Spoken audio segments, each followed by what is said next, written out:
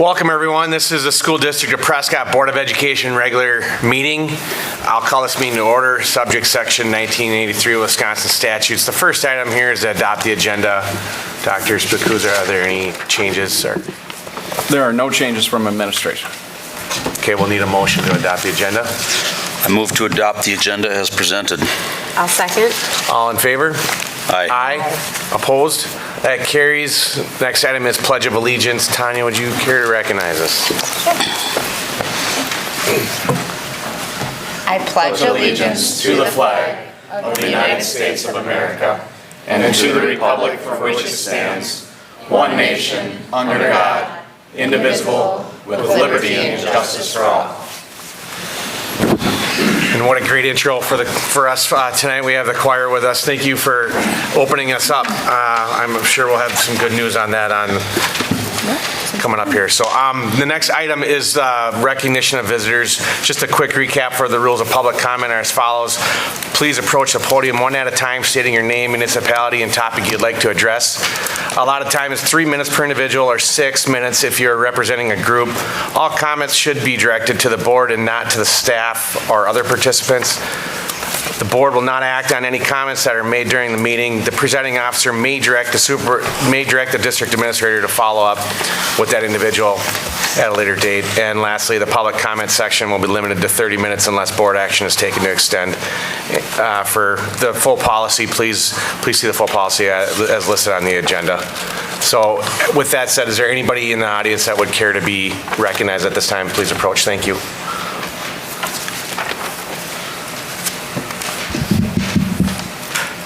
Good evening. I don't know. Is it? There you go. Yeah, okay. Good evening. I am Tracy Budworth. I'm a high school English teacher here. I am here as an employee this evening. I know we've got a lot of work cut out for us as a result of lack of funding and, well, lack of help from the state. And so the staff has been kept in the loop about everything, which has been, we appreciate that. But I do have, I know you're going to be talking about the budget tonight. I do have something that I'm hoping that you guys will address as we're meeting and discussing the budget. There are some documents. I don't know if those documents are going to be shown tonight or not, but there are some documents that have some figures on them. I understand that we have the potential to lose some staff. I understand that, in some areas that, that it's going to be really what we should be doing anyway. But my question that I'm hoping that you guys can answer tonight is, most of the documents had employees listed, but then there was one document that said teachers. And so I guess what I'm looking for is I'm looking for some solid clarification for all of the district staff about, are we looking at all full-time employees, or are we looking at strictly teachers? I understand if you don't know, but if you can, just help us out there. All right. Okay? Thanks, Tracy. Anything else? Thank you. Good. Yep. We'll make sure to cover that. Anything else? Anybody else care to be recognized at this time? Yep.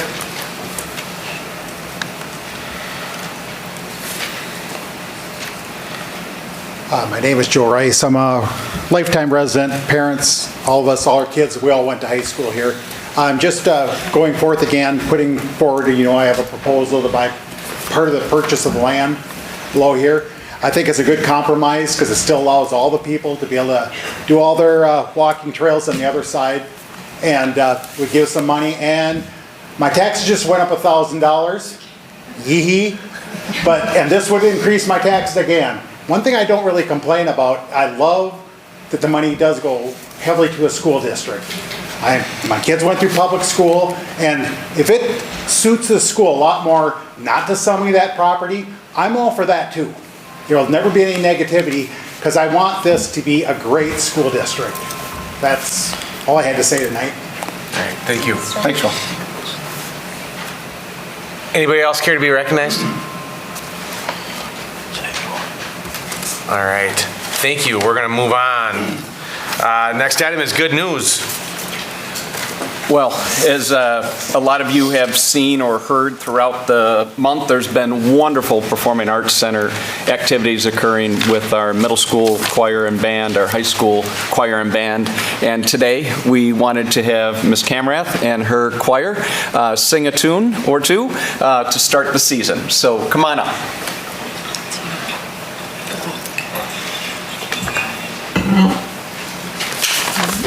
Mackenzie, where are you going? Oh, you're singing too. I can't tell if you're serious or not there.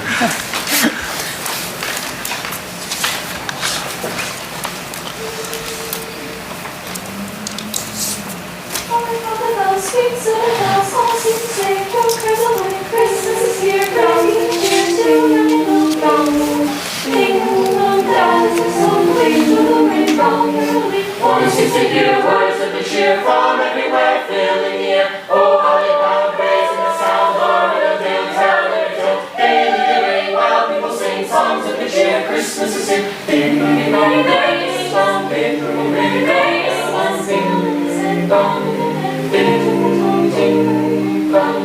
Sweet summer bells, all seem to say Christmas is here, bright cheer, jubilant, ding dong, one seems to hear words of good cheer from everywhere, filling the air. Oh, the bomb raising the sound of the tunes out their tones. Daily they ring while people sing songs of good cheer. Christmas is here. Ding dong, ding dong, ding dong, ding dong, ding dong, ding dong, ding. On listen, on without end, their joyful tone to every home.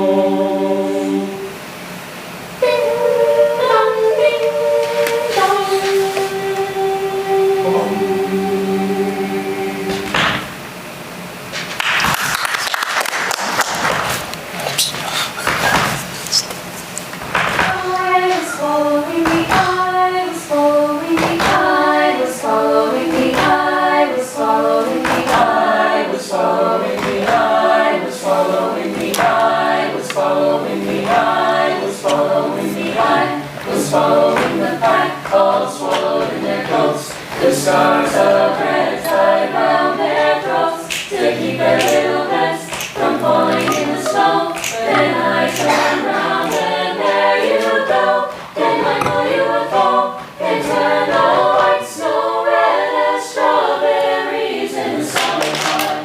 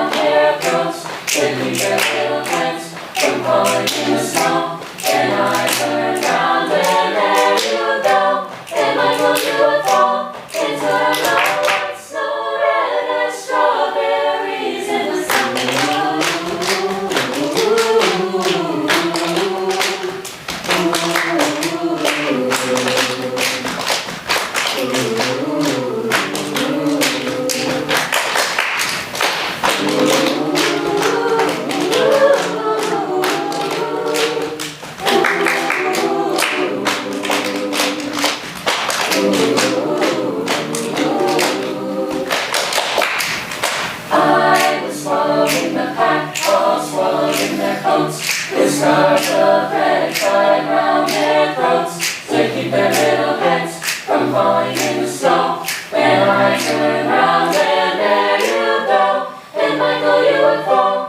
and a white snow red as strawberries in the summertime.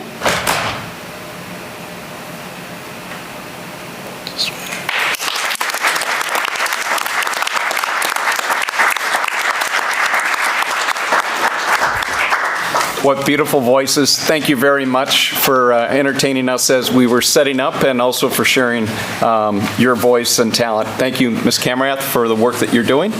And I will not tell you, well, I guess I will tell you. In 8th grade, my parents were at a concert, Christmas concert. The choir director stopped all of the students singing, went up and made 3 of us in the back row sing. And then she pointed at me and said, "Mouth the words." So to hear that beautiful, and education has changed dramatically from back then. So congratulations. Are we now going to switch to Thomas and one act?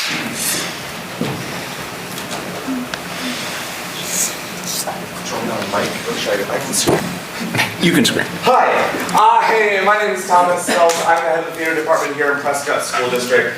And we're having a pretty exciting year so far. This is our 7th season of theater here in the school district, and it is our biggest season of theater yet. We started the school year by participating in the Wisconsin State One-Act competition for the first time, which was a blast and super successful with our one-act show, The Importance of Being Earnest. And then we just wrapped up our middle school musical, Willy Wonka Jr. last weekend, and we literally just started rehearsals for the high school musical, Disney's High School Musical last week, which performs in March. So we have a full season of theater, and we're super excited about it.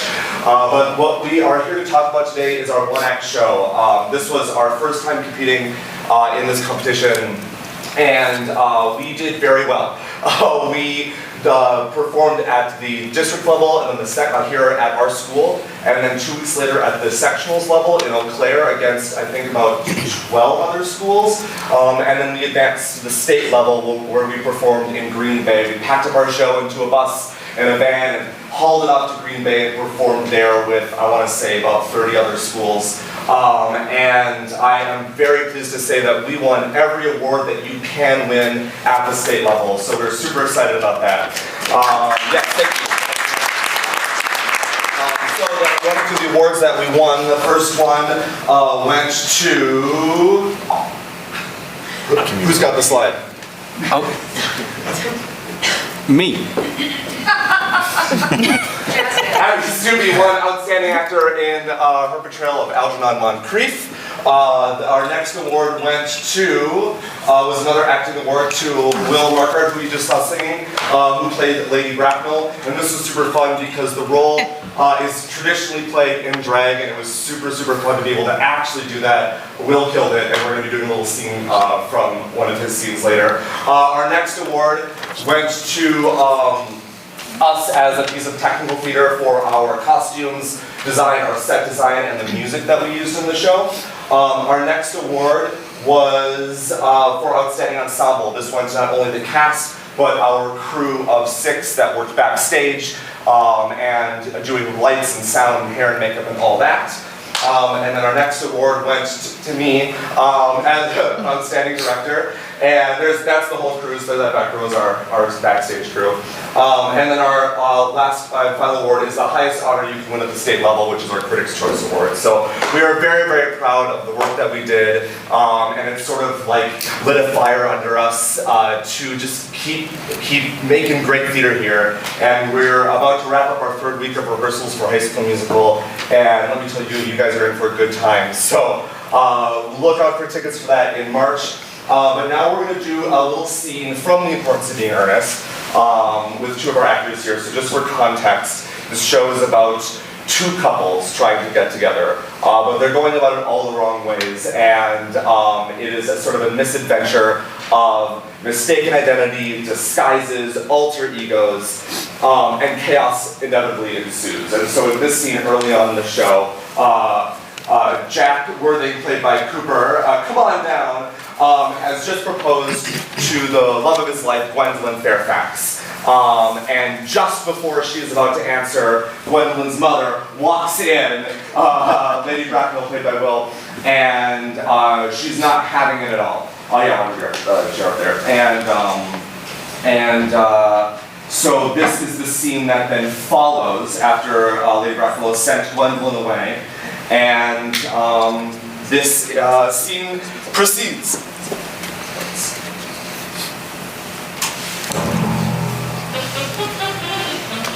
I feel bound to tell you that you're not down on my list of eligible young men. However, I feel quite ready to enter your name, should your answers be what an affectionate mother requires. Do you smoke? Well, yes, I must admit I smoke. I am glad to hear it. A man should always have an occupation of some kind. How old are you? 25. A very good age to be married at. I am of the opinion that any man who desires to get married should either know everything or nothing. Which do you know?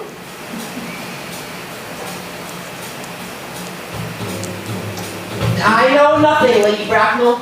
I am pleased to hear it. I do not want to do anything that tampers with natural ignorance. What is your income? Between 7,000 and 8,000 a year. That is satisfactory. Now on to more minor matters. Are your parents living? I have lost both of my parents. To lose one parent, Mr. Worthing, may be regarded as a misfortune. To lose both looks like carelessness. Who is your father? He's evidently a man of some wealth. I'm afraid I really don't know. The fact is, Lady Bracknell, I said I had lost my parents. It'd be near the truth to say my parents seem to have lost me. I don't actually know who I am by birth. I was found. Found? The late Mr. Thomas Card, who found me and gave me the name of Worthing because he happened to have a first-class ticket for Worthing in his pocket at the time. And where did this charitable gentleman find you? In a handbag. A handbag? Yes, Lady Bracknell. I was in a handbag in the cloakroom of Victoria Station. It was given to him, a mistake for his own. I confess I feel somewhat bewildered by what you have just told me. To be born, at any rate, bred in a handbag seems to me to display contempt for the ordinary decencies of family life. Then may I ask what you would advise me to do? I need hardly say I would do anything in the world to ensure Gwendolyn's happiness. I would strongly advise you, Mr. Worthing, to acquire some relations as soon as possible and to make a definite effort to produce, at any rate, one parent of either sex before the season is quite over. Good morning, Mr. Worthing. Good morning.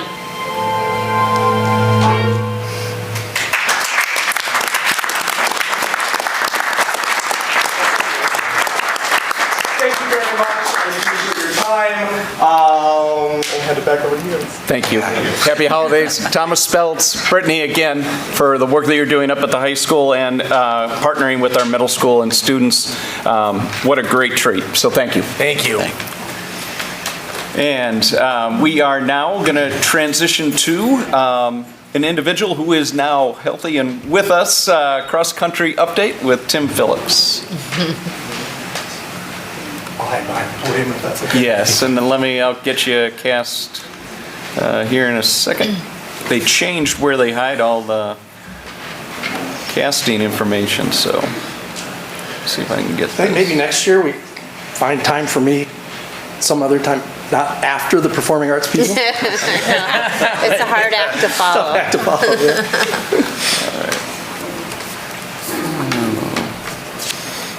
Well, Tim, while I try to cue you up, if you want to kind of just introduce yourself and your position and kind of just start to talk about the season that has ended. Sure. And I'll catch up with you. Sure. My name is Tim Phillips, and I'm the head cross-country coach. And I'm also, and I bring this up because I'll mention kind of the connection between cross-country and track and field during my short presentation tonight. But I'm also an assistant coach on for the track and field team, where I coach the middle distance and distance runners.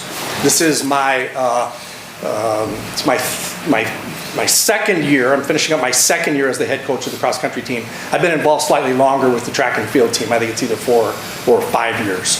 So I very much appreciate the opportunity to come before the board tonight and kind of put our humble side aside for a while and brag a little bit about the accomplishments from our 2023 season, and then I'll even talk a little bit beyond that. I'll start with, I brought 3 photos for you tonight. That top photo there is a picture of the team over at the GRIAC Invitational, which is a very prestigious cross-country meet held at the University of Minnesota every year. And we've competed in that kind of marquee event for the last 2 years. As you look at that picture, you'll see a girl in the front in purple who you might say, wow, she obviously does not belong. And I would point out that she very much does belong. Those of you, some of you might recognize her. That is Madison Matzik, a recent, I think 2 years ago, graduate of Prescott High School. And Madison was a very successful runner, not on our cross-country team because she played volleyball during that season, but on our track and field team. And that day over at the GRIAC Invitational, we were able to have a little reunion with Maddie because she now runs very successfully for Minnesota State Mankato. So our team was over there running in the high school division. Madison was running in the college level for Mankato, and she was kind enough to get together with us for a quick photo. The 2 pictures below are our varsity teams as they took off at the sectional meet, which was held this year in Rice Lake. And I bring that up because I'll discuss tonight the possibility that we might be able to host the sectional meet here on our Prescott cross-country course either next year or at some point in the future. So, next slide. So first, let's talk a little bit, just kind of by the numbers. Tell you a little bit about the team. We had 40 athletes this year, 16 girls and 24 boys. Our season is about 10 weeks long. And I just did a quick guesstimation of how many miles our athletes would run during that 10-week season, and I had it figured at least 300 miles. Likely it's a bit more than that, and it does vary a little bit between some of our older, stronger, and perhaps even more talented athletes who can handle a few more miles than some of our younger newcomers. We had 12 meets, 9 regular season. We had a Middle Border Conference championship, which we were lucky enough to host this year. Then we have the sectional meet that I referenced earlier up at Rice Lake. And then we did have one individual this year, Brecken Schumer, who qualified for the state meet as an individual. We adorned 23 letter winners this year. And that's actually pretty impressive because our lettering standards for the cross-country team are not easy. It's not like you just show up and run, and at the end of the season, you're handed a letter. You have to achieve either a time standard, or you have to participate in a certain number of varsity events, score for the team, that sort of thing. So our 23 letter winners all accomplished something. We had 2 all-conference athletes this year. Jade Canfield and Brecken Schumer were both all-conference for our boys team. And as I said before, Brecken Schumer then went on and qualified as an individual state qualifier. Kind of a little bit more about the team as a whole, some accomplishments that I'm really proud of. At the Middle Border Conference Championships, our athletes ran 26 season best times and 16 lifetime best times. And I bring that up, and it's important because as cross-country athletes and as a cross-country coach, we work really hard to try to peak, try to get the best out of our athletes at the meets and the events that are the most important to us. So to have that happen at the Middle Border Conference Championships was great, and in fact was only exceeded by the performance that we put on at sections, where 13 of 14 of our athletes who competed ran season bests, and 7 of those 13 were lifetime bests. So we were very good at the Middle Border Conference meet, and then we were even better at the section meet. The last bullet that I want to highlight here is that during this season, we added 8 entries to our all-time, what we call our all-time lists. We keep track of, and I've done this with the help of my daughter and assistant coach, Emily Calabrese, who's a data maniac. She's been able to compile kind of the all-time best cross-country performances by Prescott athletes at all levels: freshman, sophomore, junior, senior, and then all-time regardless of what grade you're in. And this year, we added 8 entries to our all-time lists, which is pretty impressive considering, the school goes back, I think almost 50 years. So, next slide. So a little bit beyond the numbers. That's what the numbers say, but I want to point out some other things that we're very proud of having accomplished this year. One of our goals, and we have, 8, 9, 10 goals, but one of them that I thought you folks might be particularly interested in is to proudly represent our team, our school, and our community. And one point that I want to make that I think we did that very well this year, in that our cross-country course is, I say here, one of the finest in the area. I'm going to stick my neck out a little bit. AC, is that okay? I'm going to stick my neck out. I don't think we're one of the finest in the area. I think we have the finest cross-country course on the western side of Wisconsin. And we have the finest course that I think I've seen in the time that I've been here and been around competing on other courses. And that's something that I think we can all be very, very proud of. I want to give a shout out to Adam Roll, who works on the course tirelessly for us, does everything that he can to take care of what we sometimes refer to as features. A feature on a course can very quickly become a flaw if it's not quite right. And Adam does everything he can to keep our features as features and not flaws. This year we hosted 5 meets, 2 high school meets, 1 middle school meet, and 2 collegiate meets. And that goes to show just how well thought of our course is, that the University of Wisconsin River Falls came to us and asked to essentially borrow those grounds for 2 meets this year. A twilight meet, and then also the WIAC championships at the end of their season. And as I think I mentioned previously, we also hope to someday host the WIAA high school section meet on our course. We did a lot of media work this year. We interacted extensively with the Pierce County Journal, KDWA, and our school website, which of course does a very good job of highlighting our accomplishments. But we had kind of a fun practice early in the season. I did what I call Media Day, where we got the students together and we kind of talked about, set out some guidelines and some recommendations for how to interact with the media when you get that opportunity. And thankfully, that day was not wasted because we had a lot of opportunities. And our athletes really stood up and represented our team and our community very, very, very well. Ava Budworth, Jay Canfield were on the Coaches Show with me on KDWA. Ian Leask and Brecken Schumer and Jade Again were interviewed multiple times by Joe, the sports guy at the Pierce County Journal. So that's all gone really, really well, and we have a lot to be proud of there and how our student athletes represented themselves. I want you to know that our feeder system is very, very strong. Our middle school team is strong. They had a great time. They performed very well, and we look forward to having some of those athletes join us very soon at the high school level. We also offer, the school district helps offer a bunch of summer school running opportunities, which also helps to keep the cross-country program strong. And I did mention that I would talk about an interaction between the track and field and the cross-country programs. A lot of times, and this is a model that is that's followed not just at the high school, in high schools, but frequently in college levels, where the head cross-country coach also plays a role in the track team. So that's not something new and unique that Prescott does, but it is very, very, very sensible, and we do that here too. So I look forward to the spring season when I can coach many of the same athletes that I coached during the cross-country team, just as we kind of run around circles on the track.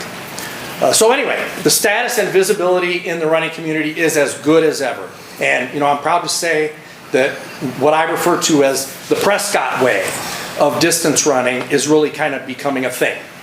Okay? And I'd be happy to take any questions. I'd also like to introduce 3 of the athletes. In fact, 4. We just added one because Will Markert, as great as he is in the performing arts, is equally excellent on our cross-country team. So he's one of our more accomplished boy cross-country runners. So I have Will Markert here. I have Allie Warp. Allie's a senior. She's run cross-country for 4 years. I have Maverick Drew and Dominic Wise. Those 2 are freshmen. So they kind of represent what I would call kind of the future of our program. And I'll give them an opportunity. Anything you guys want to say to add to what I've already said? Well, I'm sure they'd be happy to answer any questions, as I would. Well, Tim, thank you very much. Good to have you here, and also for what an excellent fall season, and we look forward to the future. Thank you very much. Yeah. Thank you. Thank you. And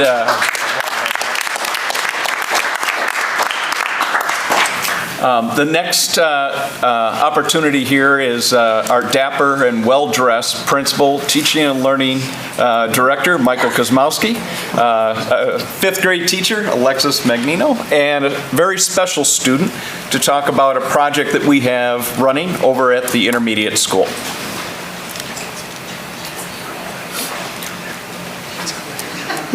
I'm being prompted to turn my lights on, because my suit lights up. So enough about me. We're here because this is an idea that Alexis brought with her from another school district. One book, one school. We modified a little bit for what we believe would work well with Prescott, and show it to work very well. I'm going to let Alexis do a lot of the talking, and then at the end here we have a very special student who got to participate with our author, and she did some writing, and she's going to read that to us a little bit later. So, Alexis. Hello, I'm Alexis Magnino, and I am a fifth grade teacher at Prescott Intermediate, and I am here to explain how thrilled I am to share our tremendous success of One School, One Book initiative at Prescott Intermediate this year. Throughout the program, students read assigned chapters from a book called Rump, written by Liesl Shurtleff. They participated in extension activities, they answered trivia questions, which earned them opportunities to join the author at a catered lunch. The culminating activity, we had a STEM project where students partnered with a student from a different class to create a contraption that would protect Rump, which was an egg, as he fell from the tower, which is a huge climactic scene in the story. And our students had the opportunity to do that with a partner and then test out their contraption to see if it was successful or not. One of my favorite parts about the One School, One Book program is having the opportunity to talk to other students that are not in my classroom with me every day. I was talking to fourth graders in the building. I was talking to other fifth grade students. So being able to create those relationships with those kids was very important for me. And also being able to talk with the staff about the book, because the staff was reading the book as well. So going down to the office and talking to Kathy Miller, and she's like, I can't wait to see what happens in that next chapter. And so creating that excitement within our building. This program was further enriched by the visit of the author, Liesl Shurtleff, on November 29th. Students not only had the incredible opportunity to meet her, but they also were able to get their books signed. Even some of our most extroverted students, who are never quiet, were so awestruck and shy. They just were like, thank you, and they could not say anything else. It was just being able to see that authors are real people and being able to meet them in person. 12 students actually earned an opportunity to have a royal luncheon with Liesl, and we kind of themed it around the story and gold, and they had the opportunity to ask her different questions about her writing experience, what it's like to write her books. She even shared some top secret information about an upcoming book project, and so that was really exciting for them to have that special opportunity with her. In addition to that, throughout the day, classes had an opportunity to work with her in a writing workshop. She focused specifically on a workshop called Show, Don't Tell. And in that workshop, she talks about the importance of adding details to our writing. So instead of telling the reader what is happening, showing them through those details, she exemplified this by telling the students she could do a headstand, and then proceeded to show them that she could do a headstand, and then ask them which one made more of an impact. So the students were able to understand the importance of that showing, and it was very inspiring to witness our students fully engaged and eager to learn from Liesl. One of the things that I know in our classroom is our students sometimes struggle with writing. It is one of the harder things to teach, to get them to do, and they were just enjoying every moment with her. They were writing fast and furious, exploring their creativity, and working on their writing skills, which of course showed us that events like this make a big difference in how they learn and grow as students. It even impacted me as an educator. Things that she taught our students, we are now using in our classroom in regards to the Show, Don't Tell, and they can make that connection back. We did bring, if you want to pass it down, it's just a few samples of some of the students' writing from each class that attended. So I did take 2 from every class, from every 4th and 5th grade class. The first picture you'll see, that's kind of a photo of the brainstorming that she did with our students in regards to a kind of a topic, a situation that they could write about. And after brainstorming and going through this writing process with them, students had 12 minutes of independent writing time. So only 12 minutes, and that's what they were able to come up with, which is remarkable. She told them to focus on the writing, not worry about spelling, not worrying about editing, just get the ideas out. And they used the situation, you're talking about a grumpy old man, and they're at a party. But her specific request was do not use, he was a grumpy old man, they were at a party. She wanted details, she wanted to show us how this man was grumpy through their dialogue, through their actions, through their thoughts. So now I would like to invite one of our 5th grade students to read her writing, Tegan Flanagan.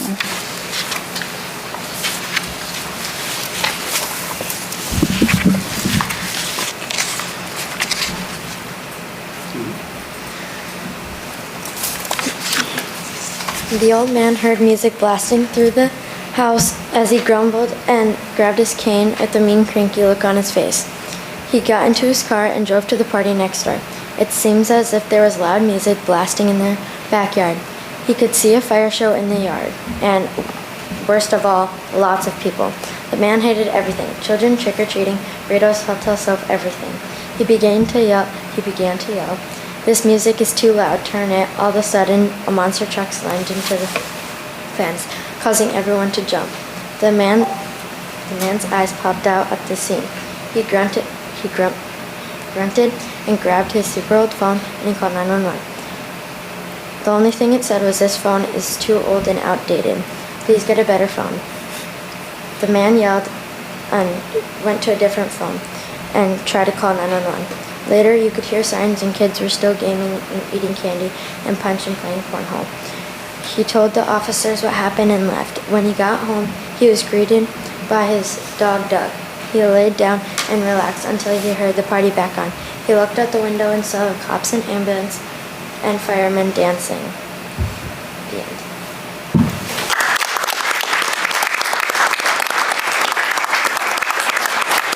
Thank you, Tegan. And like I said, this was only 12 minutes of independent writing time. Some of our students were like, I didn't finish my story. And so we encourage them to go home and continue and hopefully continue that. I would like to thank the Prescott Intermediate Student Council for purchasing the books for each student and staff member to be able to read and then keep afterwards, and also the Malone Parent Committee for paying for Liesel to come to our school and work with our students. I'd also like to thank our principal, Michael Kozmowski, for supporting one of my crazy ideas and doing whatever he could to make it happen, since it was something I was extremely passionate about. I look forward to building on this success and continuing with One School, One Book next year.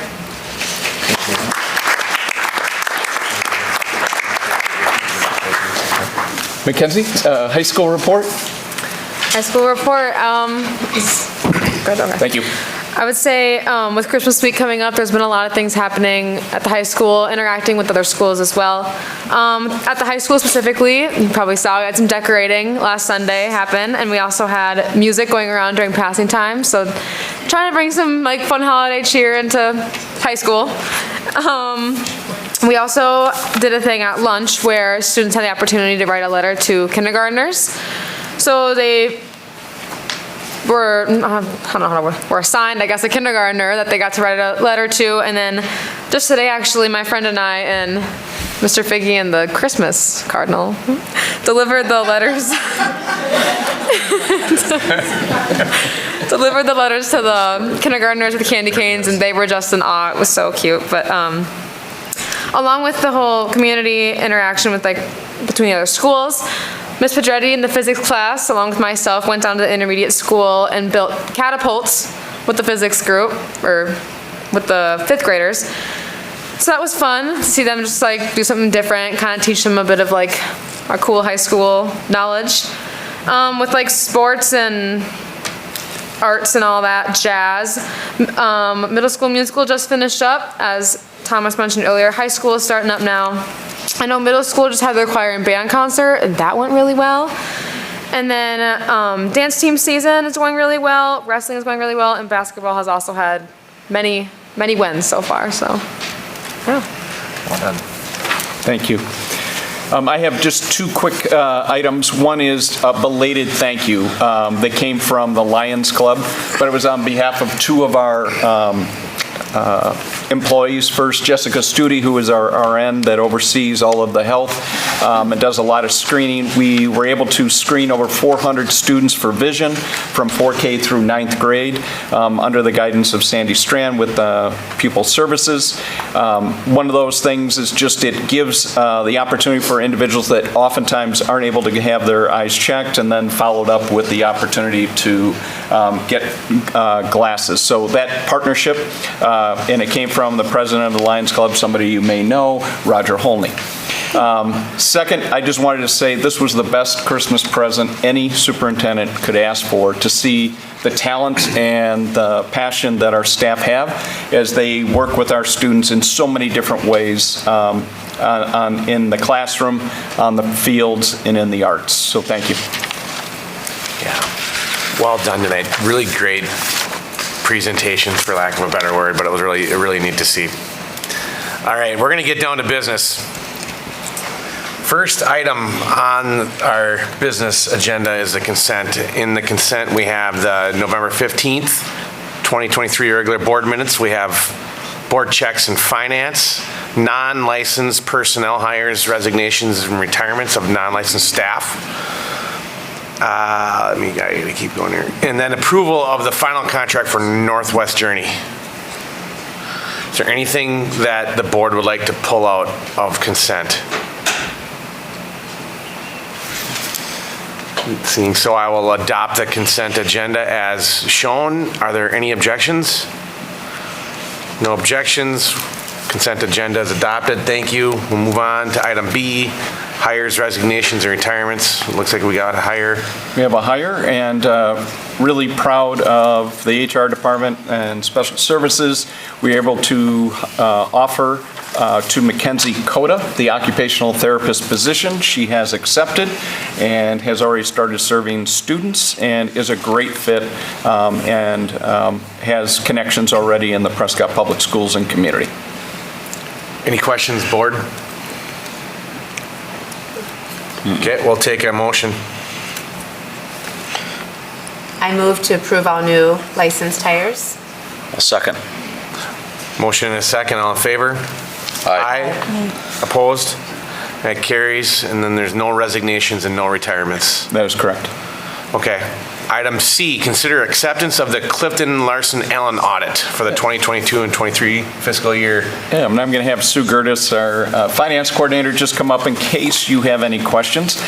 This is an annual event. Public schools are required to be audited with their fiscal books. It also includes special audits of special education, and there were some additional audits this year because of the federal ESSER dollars.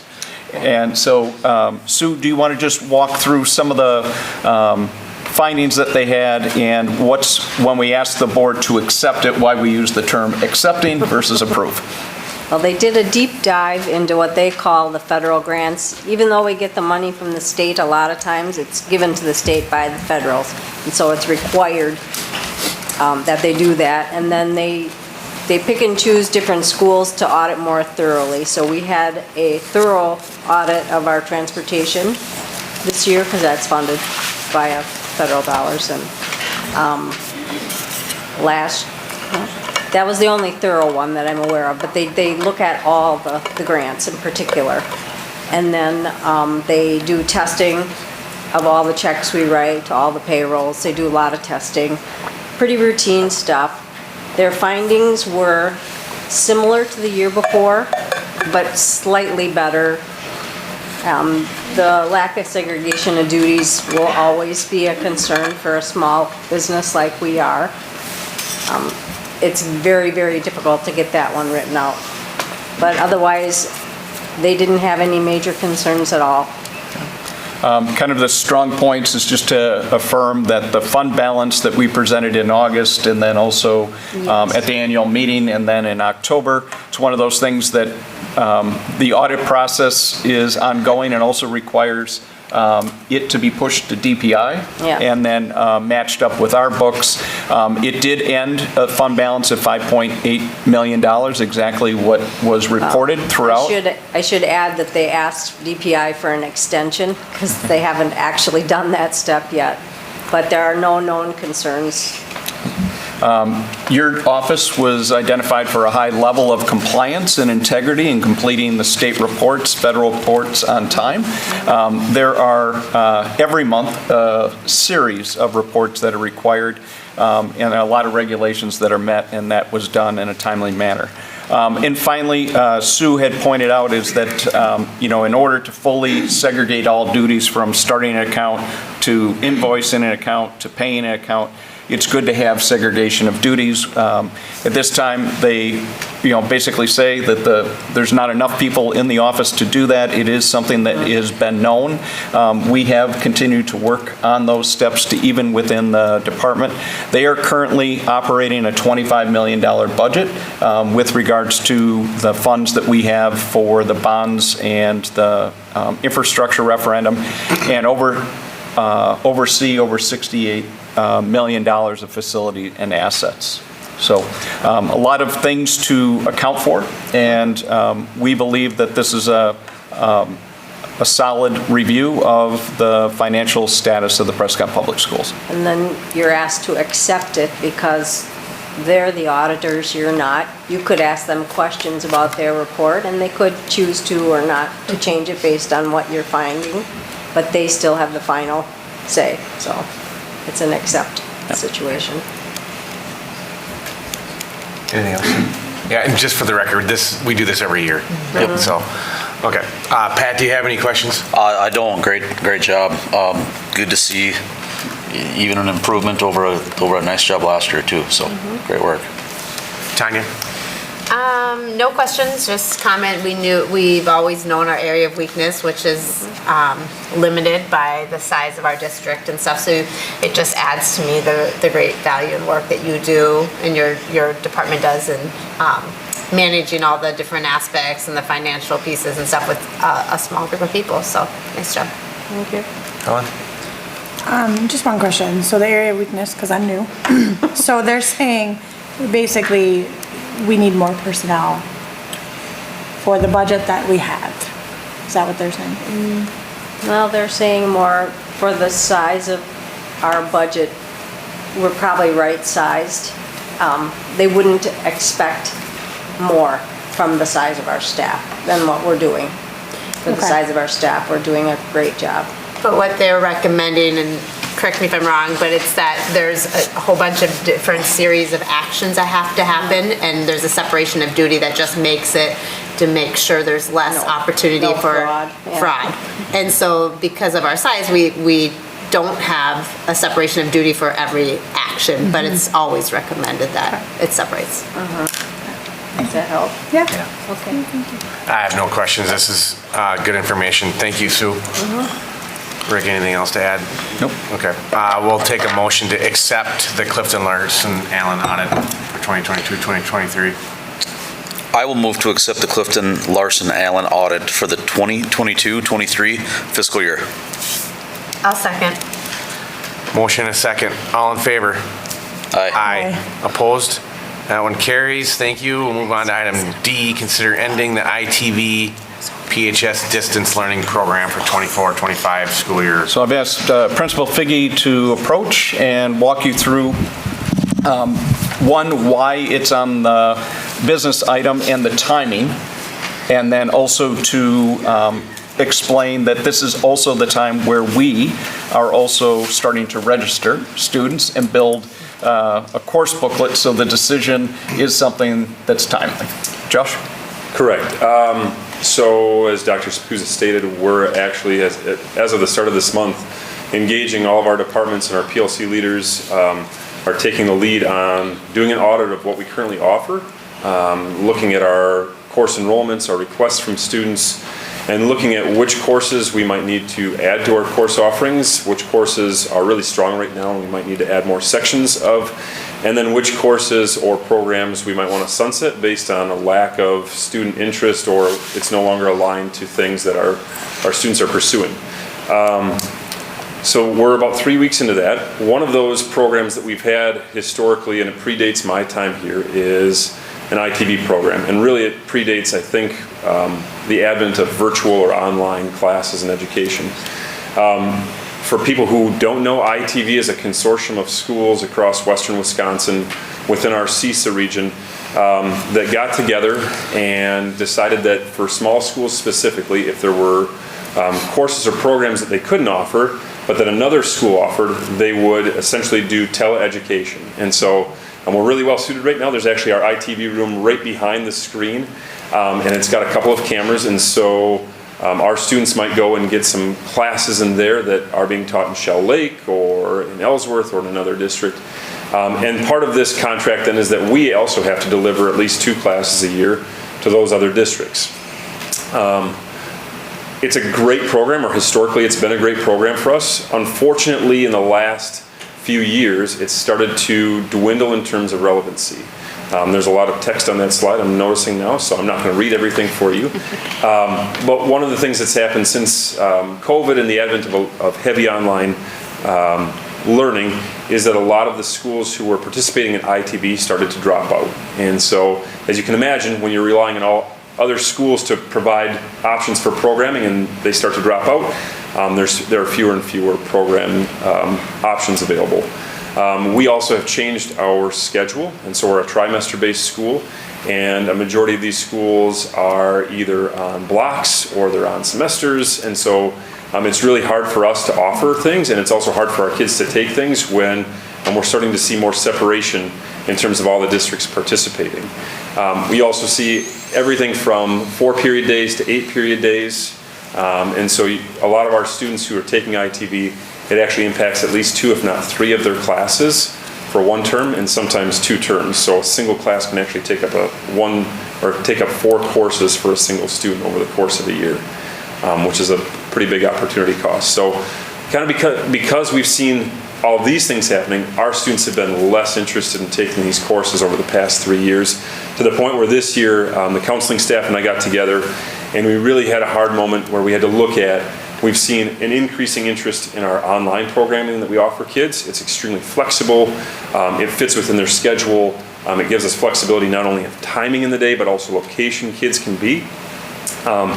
And along with this, we've seen almost a plummet in interest in kids taking courses through ITV. So based on where we're at in the year, our suggestion is that we would cancel the contract with ITV Northern Lights programming. Ironically, the contract needs to be canceled by tomorrow. So that's also why we're bringing it to you as a business item tonight.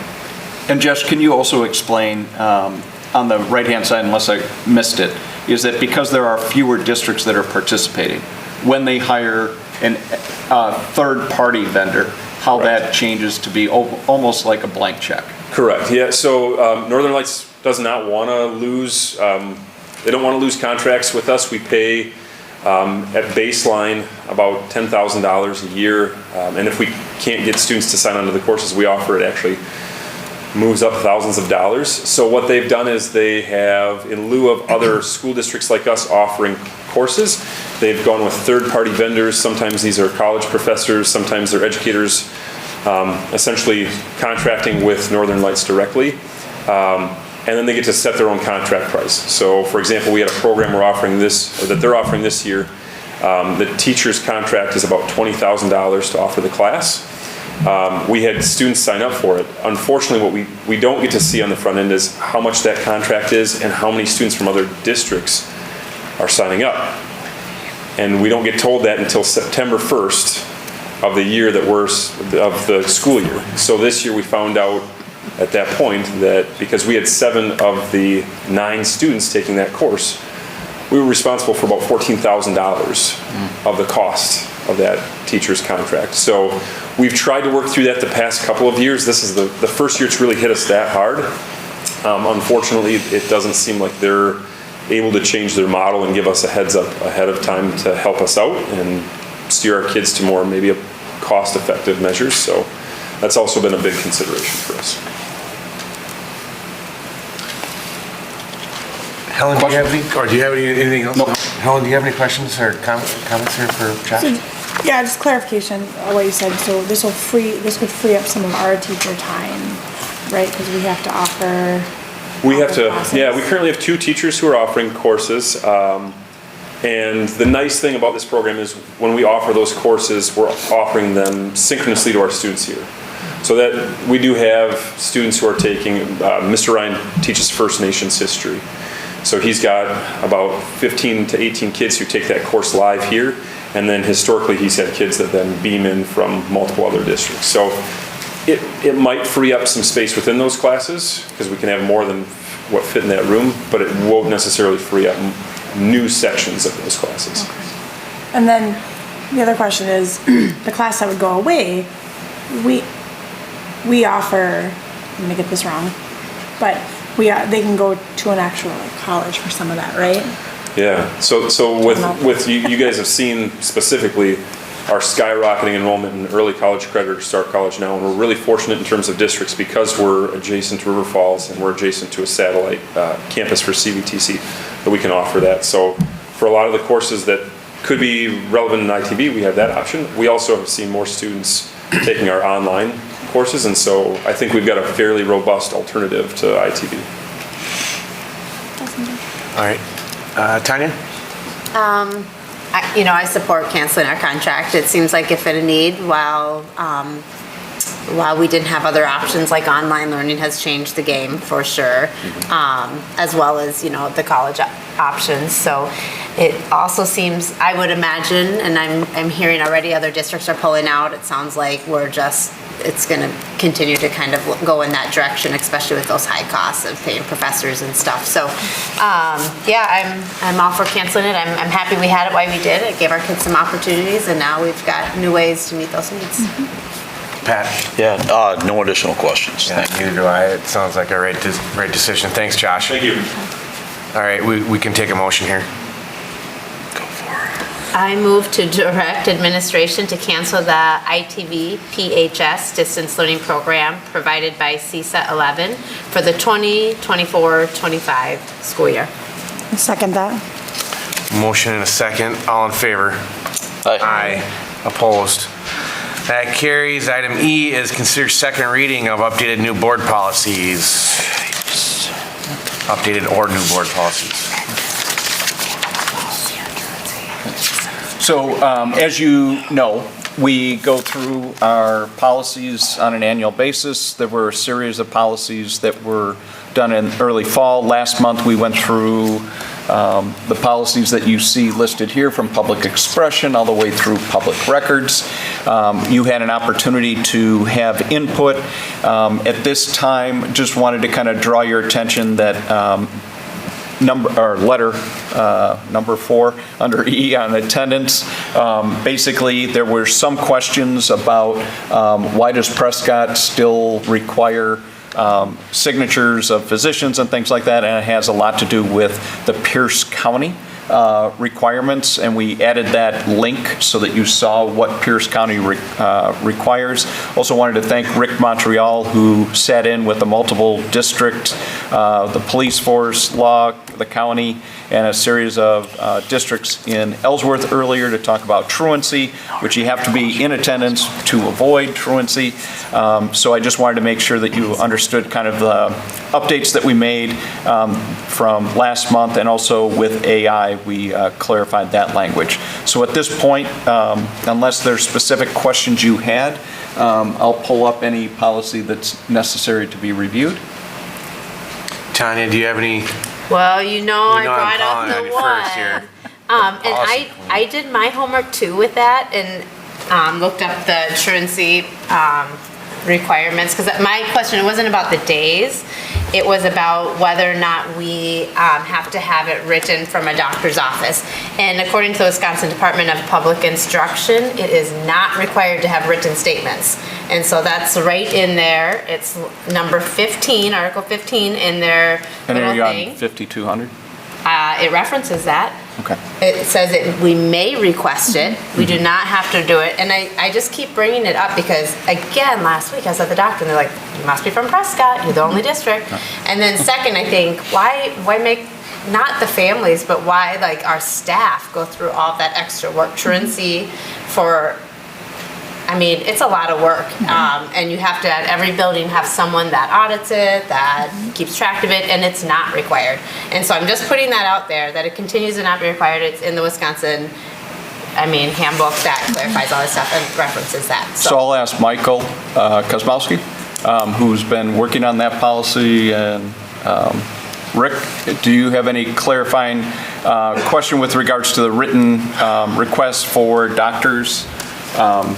I know that you guys had gone back and forth on the Pierce County and DPI and how the two documents either align or are different. And I think, to clarify, I read that as well. I read the little link and it says all the excuses, and it says that the attendance officer may request. And then the last line of that excuse absence says that it should be in writing, but that's from the parent. And so the Wisconsin Department of Public Instruction clarifies that and says that it is not required anyone in the state of Wisconsin to have it in writing from a doctor. So I don't ultimately care that much, but it just seems like extra hurdles that go to a truancy process that is not required. So one thing we could do is pull this one out and approve the others. Is there any other policies that we need to discuss? Not from my perspective. Not from me. No. Do we want to maybe approve the second readings for all the other ones? And then, Rick, could we table that one and then come back to it? Or if there was like a reason that we're going above and requiring that. Yeah. That would be good clarity. If there's like, we need this because, but it's not required. So and maybe we just talk about it later. Frankly, we have a lot on our plate tonight, so I think it'd be almost in our best interest to pull it out and revisit it maybe next month or in February. Perfect. Is that all right? Yeah, and I can 100%. email you guys like these documents from the guiding documents from the department too. And then Tanya and Michael can battle it out. No, I think it's really It just clarifying. doesn't need I know. But we don't want them to. You can still file truancy. It's just, it's not required to be in writing. That's something that we put out there as a requirement. It's not required from the state level. Yeah. And we can choose that. My question is it worth that battle for us to choose? Because we can still file truancy without it. I'll be honest, I spent all my energy on other topics on tonight's agenda than this policy, so I don't know if we can solve it here tonight. I'd rather just table it if it's okay. I will email this to you guys. So if we can do that, Tanya, maybe you can make a motion if you want to pull that number 4 out. I am off of this one, yeah. Here, you want me to try? Yeah, go. Okay. I move to accept the second reading of the above noted policies with the exception of policy 5200 attendance, which will be tabled for future discussion. I'll second.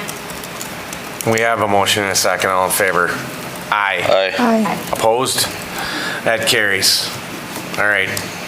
Thank you. We'll move on to the choir trip, item F. And Miss Camerath is a busy woman tonight. I see it says future. We'll move repeated trips to consent agenda. Probably we would be happy about that too. So, and actually, just a clarification. So, we're going to have Brittany talk to you about 2 events. So there's sequential. You can take them in order. So we're going to start with the Dorian trip, and I'll leave it to you to explain. Okay, Dorian is a trip that we take every year. I can nominate up to 7 junior and senior choir students. 7 because that's how many we can fit in our largest vehicle, and I am the only chaperone that goes on this trip. It's 2 nights overnight at Luther College in Iowa. I've been doing it every year that it's been available since I've been here with the pandemic, and it is wonderful. The students really consider it kind of the pinnacle of their experience in high school choir, so it's really exciting for those students who are able to go. Anybody have any questions on this one? No, it's exciting always. Yeah. Okay, let's just do the motion on this one quick and then move on.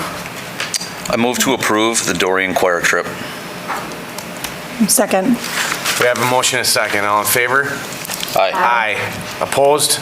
That carries. Item G, the acapella trip. The other trip is ICHSA, which stands for the International Championship of High School Acapella.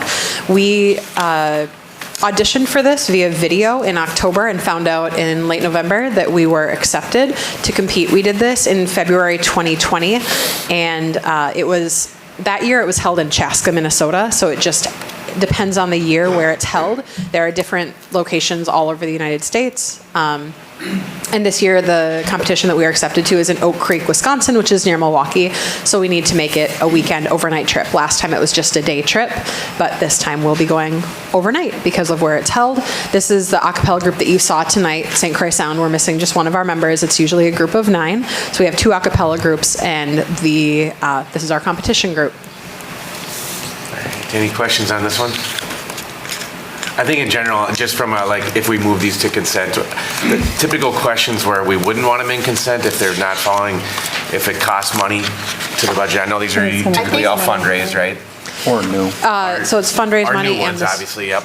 Yeah, and the students, they pay part of it, and part of it comes from our fundraised money. Yeah, Yes. and then chaperones, I think, was it safety and chaperones? I think we bring it forward to talk about because I feel like we have a policy that says like overnight trips or something like that has to be approved. Yeah, but it could be through consent. But we could do it through consent, I think. Yeah.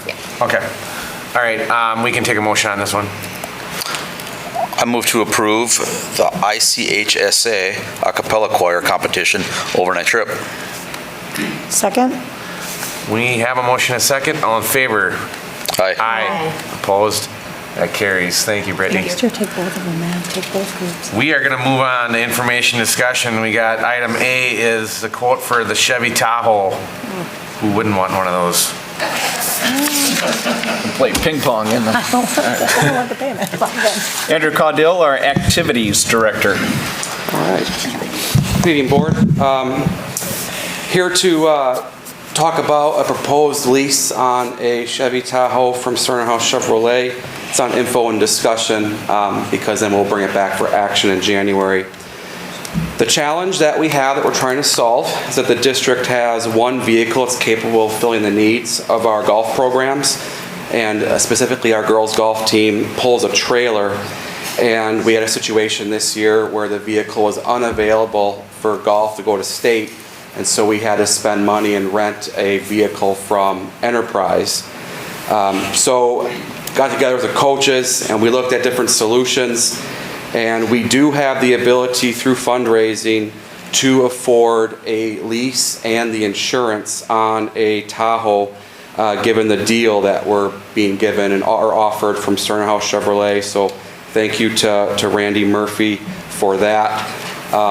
The overall impact will be it'll lessen the burden on our transportation department because we could essentially take away almost all of our requests from them, which will free up vehicles, specifically the other vehicle that can take a lot of students or a lot of people in it and pull different trailers if that's the need. And also it'll come at no cost to the district, no cost out of Fund 10 through the lease or the insurance. Drivers are not required to have a CDL. They go through the background check to ensure that driving is appropriate. And the vehicle will be large enough to meet the needs of our programs, meet the needs of the program's gear, and also be able to pull the trailer. And then the teams will also help out with covering insurance depending on how often they use the vehicle.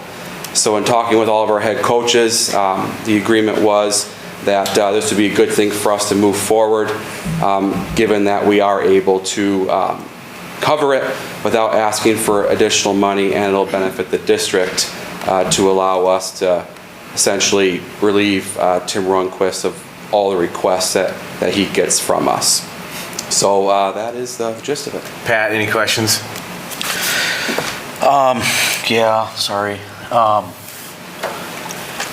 couple things, I guess. The first one is just again, just sensitive to sensitive to all the fundraising, right? And I feel like this potentially shouldn't be a fundraising request. If we need a vehicle within the district, I feel like this should be a district expense. I'm a little bit concerned about that, even though I know money is not abundant right now. I don't love that. We also had a request for a van not long ago, and I correct me if I'm wrong, but that didn't go through. We didn't quite get what we need. So it feels like we're going to buy a vehicle that works for athletics but doesn't work for anywhere else in the district, and it maybe doesn't make a ton of sense to me. So yeah, on the van, what allowed us to switch and pivot on that is that we were able to use flow-through dollars from special education to get another bus that's smaller, which relieved the need necessary for the van. That's right. Yep. Okay. You are right. There's a balancing act here. At this point, it would be really hard, to bring forward that we would be using Fund $10, based on the conversations we're about to have. So this was brought forward as based on fundraising, and then that's the balance, right, of what do you do when it feels like we're overtaxing individuals through fundraising. So to answer your question on the fundraising, we have currently a fundraising revenue stream that is able to cover it. So it's not that we would go out and, hey, we got to cover this month. Who can help us out? Right. We will have it, which is why I'm comfortable bringing this to you. If I wasn't comfortable, we couldn't meet it month to month. We wouldn't do it. The lease would actually be cheaper than financing. It does relieve the burden also on maintenance, because after 36 months, we can just give it back and get a vehicle that's newer. So we don't have to worry about the maintenance that, frankly, the other vehicle that we are using has 125,000 miles on it. So when you're taking that to Sheboygan, Wisconsin, girls golf are in a situation where they had to take it in to get fixed because something happened with the wheel, that they were on the other side of the state. And so this would help us relieve these older vehicles from traveling that far as well. Don't get me wrong. This is a good solution. It's creative. It's helpful. People trying to do good things. That's not what I'm saying. I'm not saying I'm not even in favor of this. I don't love the fact that kids and we're fundraising for a vehicle. It doesn't sit good with me. This is hopefully this is a short-term solution to something that we get solved in the future. I appreciate you guys looking for options. Thank you for doing that, and everybody else who's participated. I guess that would be my comments. Tanya? So this was fundraised, it said, through Prescott Cardinal Athletic Association. So is this a bus or, a van that could be used with multiple sports? Or I'm hearing about golf. Is it something that's really more? Sports. Golf is the team that essentially rarely, if ever, uses a bus. They use a private or vehicle for pretty much everything. But Coach Phillips talked about going to state with one athlete. This would go. A coach has a WIA meeting. Essentially, this would be used for all of those. A team would essentially come first, so that's why I say it might not meet every need, because there's two needs at the same time. We would prioritize a team where students are involved. But Chad Saleh and now Scott Hamilton, you guys approved that today. We're consulted because they will essentially use it the most. We rented a Tahoe through Enterprise, so I asked Coach Saleh, how did that work? He said it was perfect for them, so that's why we centered on that. It's cheaper than a Suburban, which is huge and would meet their needs, but might not be as efficient for other needs that we have within the department. Thank you. Yeah, that would be my main, it's not even a concern, but just making sure that it's accessible, because it is coming from the general athletic dollars, that it's accessible to other programs as needed. And it does say Athletics Association, and which makes me think that it's separate from our music programs and stuff, or is that kind of the same? No, separate. So that's like our official name of our athletics department. So it would come out of those fundraising dollars. And then teams will help out with the insurance by paying a little user fee because we need to cover the insurance as well. It'll be very minor, but just helps. And that'll come out of their like team budget, basically? Yep, and all those coaches are good with it. We're not talking a lot. It might be $100 or something. So it just helps. Yep.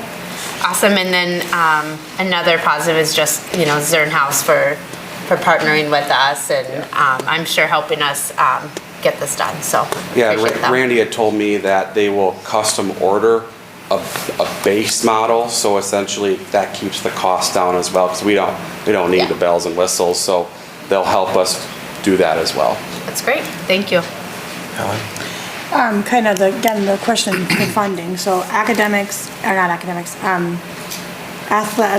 and clubs, or what's the middle one for the clubs here? Can't think of the word. The teams? No, Activities? thank you, activities. So the funding is not together there, because my only question would be the equity, is it equitable to all? Because sports and activities pay a fee. So you're saying those stay separate? We're not using any Fund $10. This is all privately fundraised through the athletics department. So then we could, okay. Yeah. I guess. So the activity equity-wise. fees go back into Fund 10. Okay. Okay. So there would never be, like, if the forensics team wanted to use this? That's something we could talk about. I mean, we're not just going to let it sit in the parking lot, but, they would have to fund the user fee to pay for the insurance, but it would go to athletics first since it's coming out of athletics fundraising.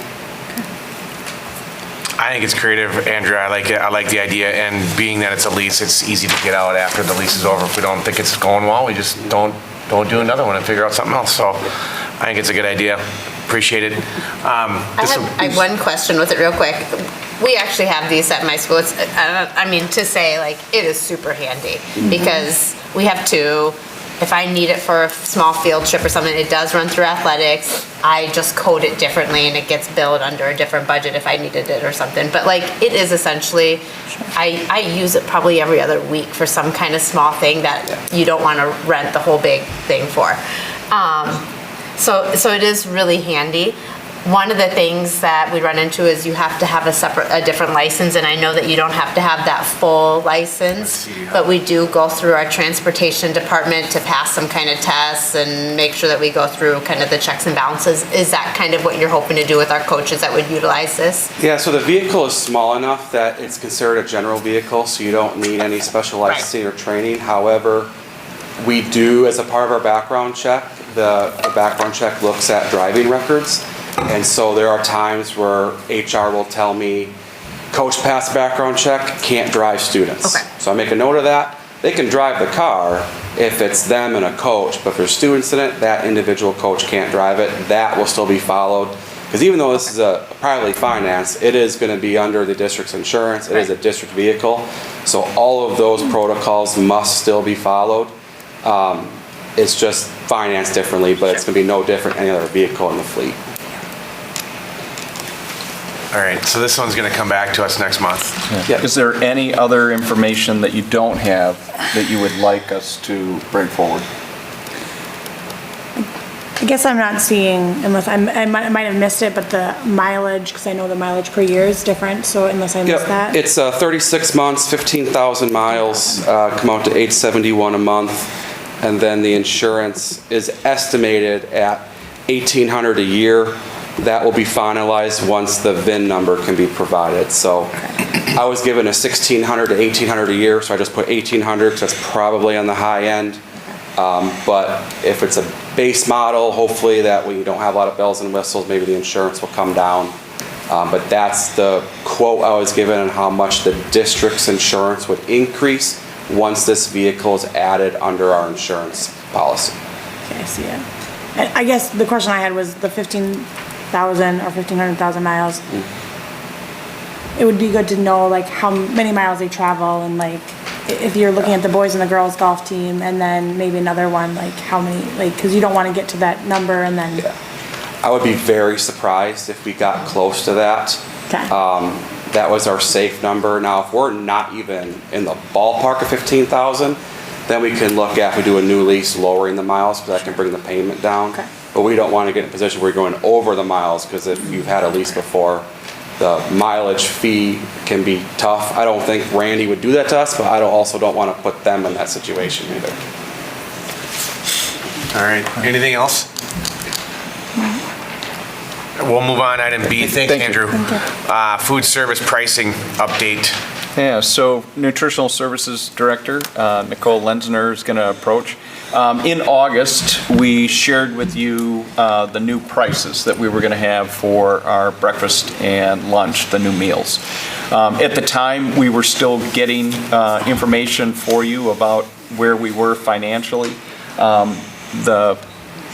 Been very difficult with COVID, and supply chain challenges and costs of commodities have increased. In addition, we've kind of expanded some of our services and partnered with St. Joe's.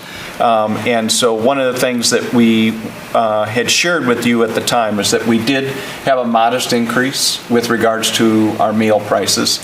But we knew that we ran a deficit, and Fund 50 is legally cannot run a deficit consistently. They have a fund balance that's being drawn down just like Fund 10, but Fund 10 has to make them whole.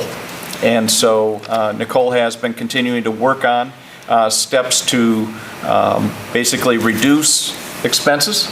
Revenue is really hard to increase because the federal government has actually reduced commodity prices.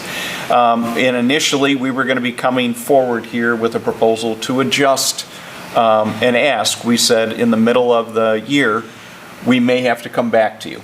And we were running a deficit of about $29,000. You get those reports. However, in the last 24 hours, there was a federal release of dollars that were unused and have wiped out that deficit. So the presentation that we had changed within the last 48 hours for the good, but it was still important, I thought, for you to understand our current situation. We promised that we would come back middle year, and so I'm going to turn it over to Nicole and have her share a little bit of where she is, what she's attempting to do, and we'll leave it at that. Thank you for having me. Sorry. So as Rick mentioned, I just wanted to kind of put it into perspective. So the Keep Kids Fed Act expired at the beginning of this year, and that boils down to about 37 cents per meal that we're not getting. So it's just whoop, gone. So that's about $52,000 annually that we're looking at trying to make up. So we do things like we're adding pizza at the middle school. Fun, right? And kids are going to like it, and I think it's going to drive participation, which will be just great and amazing. But we may have to come back and ask for the increase, but we're also kind of hoping it's not just us. So we're really hoping that we'll continue to A, get lucky, but B, the government is going to help because kids need help. Kids need to eat, and I'm sure you all know, especially on testing days, we want to make sure they're fed, but we want to make sure they're fed every day.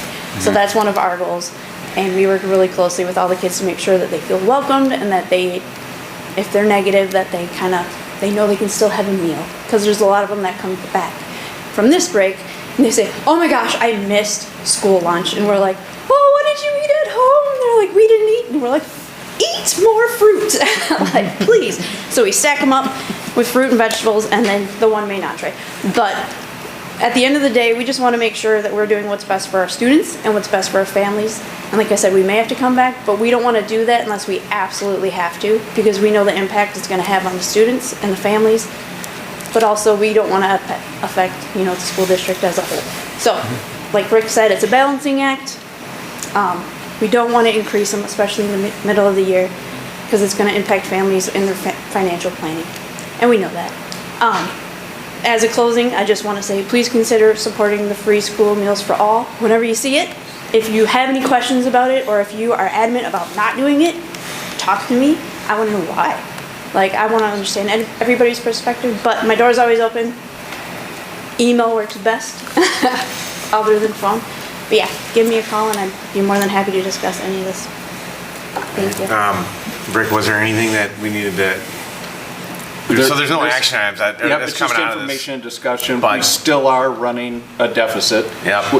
We were benefiting from release of 30-some thousand dollars. So we're covered this year. Yeah, but, well, we're covered because We're this is covered right at- for right now. And 'cause, now we're being proactive. We're so like back at zero, basically. We're back at zero.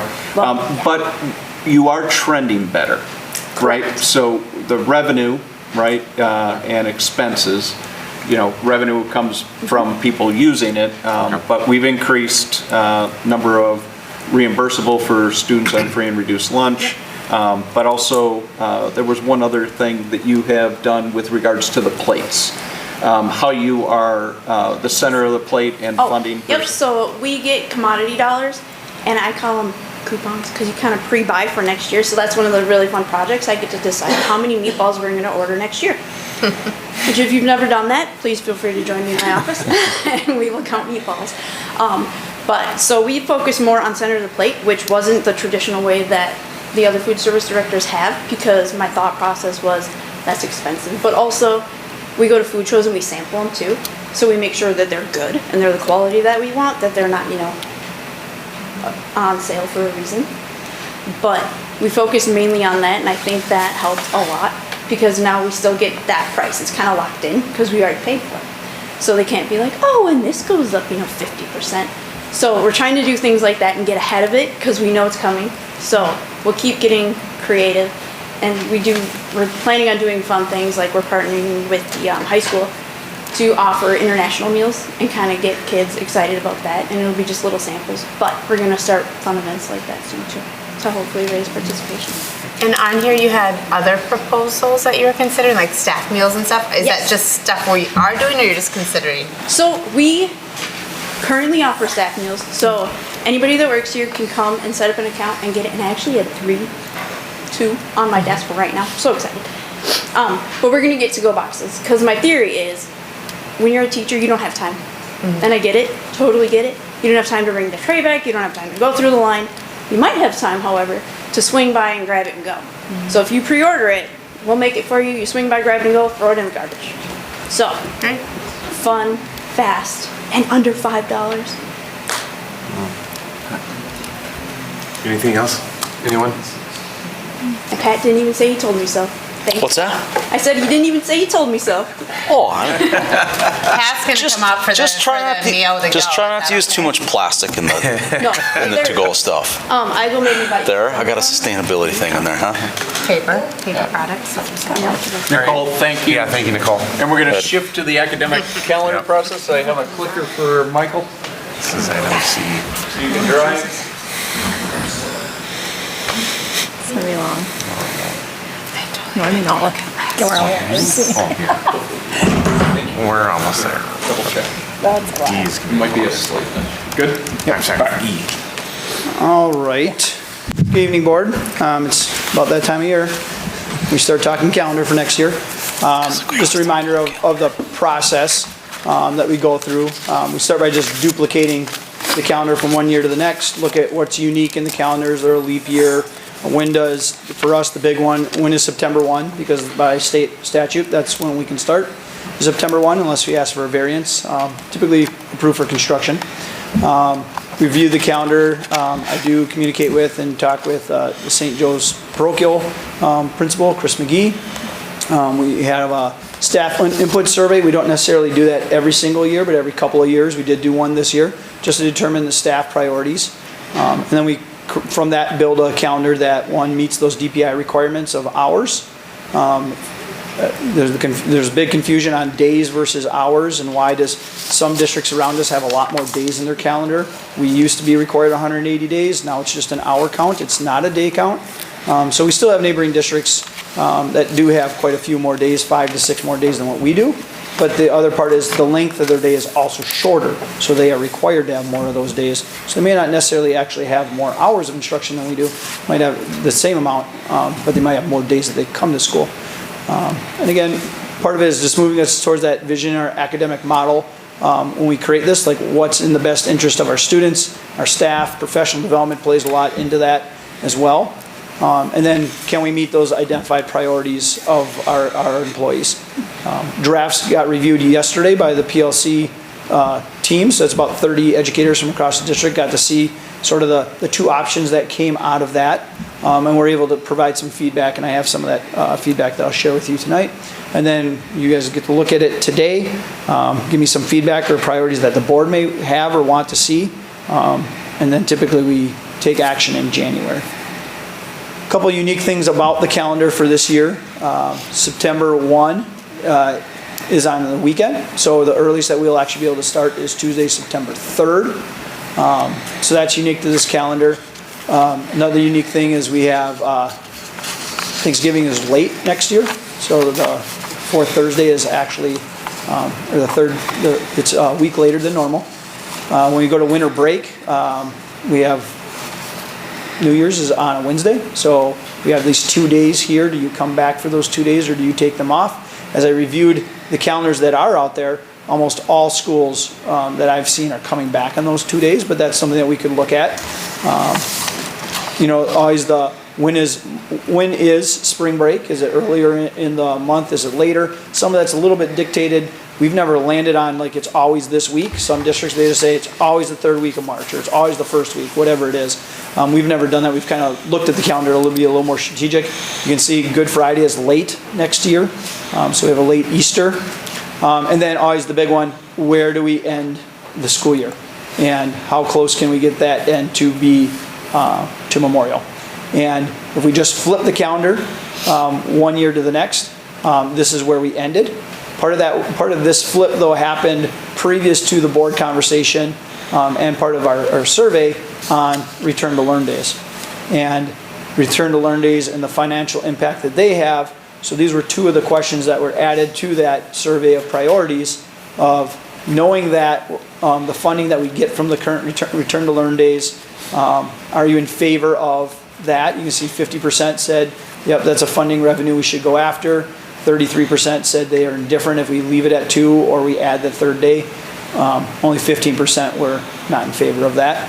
And then the next question was, if we were to add those 3 days, which 3 days of that previous week would make the most sense for people? Would it be a Monday through Wednesday, a Tuesday through Thursday, so you have a long weekend, or that Wednesday through Friday? And you can see they're kind of split on the Monday and the Monday through Wednesday or the Wednesday through Friday, and majority of people said right in the middle there, so we give ourselves a long weekend or Friday off before the Labor Day holiday. When we look at overall what we're then, okay, now of all these priorities of spring break and winter break and Easter Monday is still in the conversation, what's the top ranking? So which of those are you most of a priority for you? So the winter break, which you can see it's not quite a 50-50 split on should it be a true 2 full weeks with 3 weekends, or should we come back on that Thursday, Friday? So not quite, a little bit more of let's take the full 2 weeks. That was in the top 2 for 70% of staff. Put that in their top 2 was winter break. So to me that's really a split staff on winter break, but that's everyone's conviction on winter break because we know winter break impacts the end of the school year. Ending school earlier is the next priority. So we have slightly more people that want to have the full 2 weeks, but then that pushes the end of the year back. But a priority for us is make sure the year ends as soon as it can. So those kind of contradict each other a little bit. Thanksgiving break, Wednesday was the question versus the full week off. 2/3 of staff said just Wednesday off. We don't need that full week off. Monday, Tuesday are still learning days for us. And then where that landed. Fall recess off, 75% of people felt like that was important. 40% had in their top 2. When I trimmed it to just the teachers, the ones that are mostly impacted because they're the ones having the late nights for parent-teacher conferences and things leading up to that, half of teachers had that. So it would have been their number 2 for teachers is that fall recess. And then Easter Monday, even though nearly 50% of people said, yeah, we'd really like to have that day off, it really only is a top 2 priority for 9% of people. So take all of that together and coalesce it and then make it into some calendar options. So one thing you're going to see on this calendar that we haven't had before is we're expanding the return to learn days from 2 to 3. With that, we're eliminating one of the professional development days. We used to have quite a few less professional development days when we had 180 days of student contact. We added quite a few in. So eliminating one, we looked at which day made the most sense across the district. And part of the calendar that we've had conversations on is what Collaboration Monday affords us. And some of the duties and activities and things that went on in the May, I think they were primarily at the elementary level, but we have that Collaboration Monday to potentially work on those things. So no change to the contract in terms of the length of the contract being 188. The September PD Day, again, Collaboration Monday, we really believe that we can push that back a little bit. Where one of the big things is aligning the trimesters, and the big one is that if we align our professional development days to those trimesters, up at the high school, they truly are new courses. Some of our elective teachers, Angie Bowles I'll use for example, at quarter, all of her classes are going to be new classes the next day.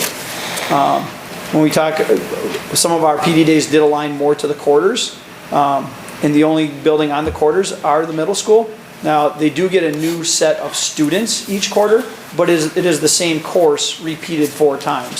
So there's a difference there between someone like Angie trying to teach 5 whole new courses tomorrow with new kids. So we aligned the PD days to that because we thought that made a lot of sense.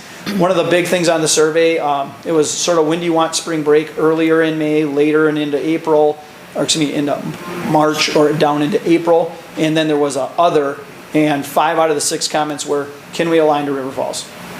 When I talked to Chris McGee, he said, man, it'd be really nice if we could align to one of our neighboring districts, either Ellsworth or River Falls. So given that that was the priority of, and I did do the reverse, when are they going to align to us? But since their calendar's approved and I could look at it, we looked at their calendar. And then the big one, let's maintain that fall break and then that Wednesday of Thanksgiving. So really 2 calendars sort of emerged from that. And I know the board, you guys got a month by month, but just the highlights here. Again, the 3 days of return to learn, we have our professional development. One of the comments that we got on the professional development is having it split like that rather than having 4 days in a row. People really like that part of it. Also, the PD days aligned to the trimesters. That was sort of the positives that I saw overall on both of the calendars. If we look at the PD days, there's no PD day late in September. What we did is we moved the one PD day up from November, down from September, and aligned it to the recess. So this is MEA weekend. Just thinking, not necessarily for our staff, but for our families, if they're going to take a longer break, that would allow them those 2 days right there. We have end of trimester 1 is going to align with Easter week. So Thanksgiving, if there's Thanksgiving, that Monday being a professional development. So it'd be an extension of the Thanksgiving break for families. Teachers would come back and then we'd flip our classes for those of us that are at the high school on trimesters. In this first option, we have our December break. We are coming back on that Thursday the 2nd. And that really leads to, again, because we eliminated the PD day in May, we could have students' last day be Friday after Memorial. So students would be done in May here, and staff would have this 1 day. I know previously when we've landed on this, we've been a little flexible in how staff put in the time for that day. Could it be Monday? Could it be Tuesday? Are we going to be flexible on some of those activities could potentially be done in May as well. So it gives a little flexibility there, but again, that's predicated on coming back on Tuesday the 2nd. Then we have MLK Day, which aligns to the end of the semester 1 at the middle school level. February, the very end of February is the end of trimester, so the following Monday is a PD day, again for those trimester courses at the high school that flip over. One of the biggest questions that, or ways to improve the calendars, because all this is the same on the calendars for PD days, is can we move this one into February because it's kind of a long, or there's like 5 weeks here. The problem with moving this one up is that it will make trimester 2 shorter, and trimester 2 already is the shortest trimester, just because of the way the days land. We didn't feel putting a PD day in the middle of a week made a lot of sense just to align to a trimester. So trimester 2 would be shorter. That would even make it more short compared to the other ones. 59 days for the other 2, and then 53. So it's a 6-day difference, which is quite a difference. So moving it up actually makes that difference even worse. We could push it back. Again, that doesn't really gain you a lot of things. This is the week that we're proposing for spring break because that aligns to River Falls. We have Good Friday here, again, eliminating the May PD day. The only difference with option 2 is just not coming back on the Thursday, Friday in January, which then just pushes the calendar back 2 days. So students would come the full week, the week after Memorial, and then 2 days the following week. And staff would come that third day. Makes this window a little tighter before summer school. So those teachers that are teaching summer school would not have quite the prep or maybe a quick little break here that they would have otherwise. So those kind of are the two options that emerged once you coalesce all that together. So I'll open up for any questions that the board has. Pat, do you have any questions here, comments? Yeah, just, so, we talked about this at the workshop too. We're adding a return to learn day. Yes. That is not in what we have though. That is not included right now in the student or the staff days. It is in the blue. Right. 7 through 20. But it's not in the total tally. That's what I mean. It's not in the total tally. It is for I'm not staff. sure what total tally you're looking at. Staff It is for staff. Yep. So for staff days, does that do the 3 blue return to learn days total into the 188 staff days? They do on the one I have. I'm not sure what version or what day that got printed on. I have on there, do you have 7 days in August? Or does it say 6 days in August? 7. 7. Okay. So I got 5, 7, and then it goes down. So it counts for staff in the Yep. 188. Yep. It doesn't count for students because it is voluntary. I guess my question is from a staff, on the staff stand. So with those 3 return to learn days, we're at 188 days. Correct. Remind me what this year's staff days. 188. Okay, that's what I wanted. Okay, thank you. It's the exact same That's number what of staff days. Tanya's math showed. I just, thanks. That was my question. I went back to 2021 and it was 188 too, so we've consistently had 188. Yeah. Anything else? Yep, so it's 188 student day, or staff days, 171 student days, and that starts on September 3rd. Because again, the return to learn, we do not count as academic year days. Anything else? I know we had some discussion about if we added another return to learn day, kind of where do we make up for that? Is it minutes? Is it that we add? Is it a PD day? And I'm happy to see that we fell this way. I think it's the best academically for kids to have, and for staff, right? That they're devoting their time into that extra day, and it's coming off of a PD day for teachers. And you're right, that Monday with those 90-minute early releases, not that it's meant to be PD, but some of the things like PLC work that happens on a PD day can occur there. So it makes a lot of sense to Right. Yeah, that shorten May that up a PD, bit. the biggest thing Ms. Dusick and I talked about is, for us, that's sort of our finalizing our student data and then working on class lists for the next fall. So that's something as a PLC, we meet with the PLCs to collaborate around that. We're just gonna move that collaboration to those collaboration Mondays versus on a standalone PD day. Yeah. Perfect. And then the trimester PD, I mean, that just makes tons and tons of sense. So I'm happy to see that happened. Helen? My only question, like, looking at the rank order, it looks like the 2 weeks off for winter break is higher than the school ending, correct? Like earlier? In terms of their priority, yep. Yeah. In priority ranking, their opinion on the 2 weeks or the not 2 weeks was a higher rank than school ending earlier. And is there any way to find data on like, the winter break, if people extend, like students ever extend vacations over winter break and we're missing, or like our attendance when it comes back is lower, if that would like help us? Yeah, I don't know that we've ever had, the only time we've really looked at attendance tied to the calendar was probably 5, 6 years ago when we looked at the week of Thanksgiving. Because when I first started in this district, we had school on Wednesday. Then it was a half day of school for students, half day PD day. Then it turned into a full PD day. And we looked at the attendance for students, and it actually, the highest attendance was when we only had 2 days that week. When we had the 2.5 days, that was the lowest. 3 days was the second. So coming out of this, are we worried that parents will extend? One of the things that we know is that when parents are able to take time off of work, it doesn't matter when it is, they're going to take their time. You know, and we just hope that where we put our times off align to natural breaks that people would have, but that isn't always the case. So we're always going to have those families that are going to take a week or 2 week vacation at the end of January, because that's when it works out for their family. So is there a little concern about that? Some of the staff feedback that I got about that, what was interesting on option 1 that's coming back on Tuesday is that at elementary there was that short week after winter break will allow us to reteach behaviors and expectations before having to dig into our curriculum.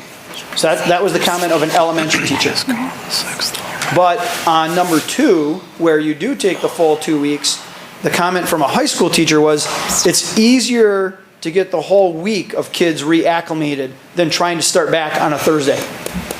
So it's a difference of opinion because of developmentally what grade level are you at. And that's why ultimately it comes down to 2 different calendars.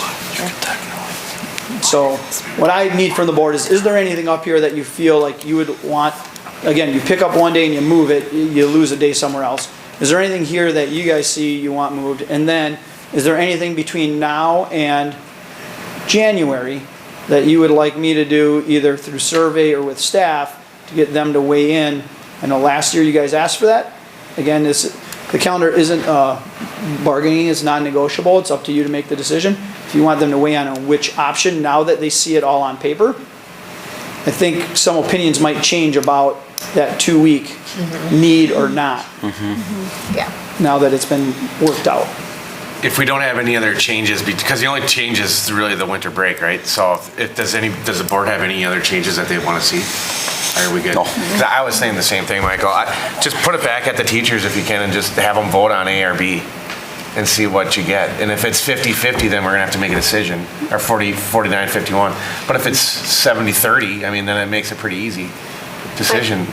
Michael, one of them, third trimester, that in between the second and third trimester, there was a PD day, right? And then the other one. Yeah, March 3rd here. Yeah, I mean. Yep, so there's a trimester change right there. Okay. And then there's a trimester change right So both here, calendar right here. options have Both this, yeah. calendar options have the exact same 2 trimester change days in them. Yep. I'm gonna get yelled at either way. Somebody's gonna say something about the calendar, so. I actually never get yelled at except for when is spring break and why isn't it out yet? So, yeah. Yeah. Yep, so I can pull the staff and provide you with that information. Yeah. Yeah. It might help. When we did the survey now this that we time. see it, you know, it's you know. When we did the survey this time, 98 staff weighed in on the survey, so that's quite a bit. Yeah. Good. It was a good return. Michael, do you think though aligning with River Falls and Ellsworth is because some of our staff work and Most live definitely. in different? They live in, you know, if you look at where do our staff live, And where their kids number go. 1 is Prescott, number 2 is probably River Falls. Yeah. You know, so they're on their kids' schedules and they're not trying to find babysitters and things like that. That makes sense. Yeah. Works for me. All right. All right, thanks, Michael. Nice job. We're gonna move on to item D, update on requests for proposals on 14.6 acres on 1010 Dexter Street.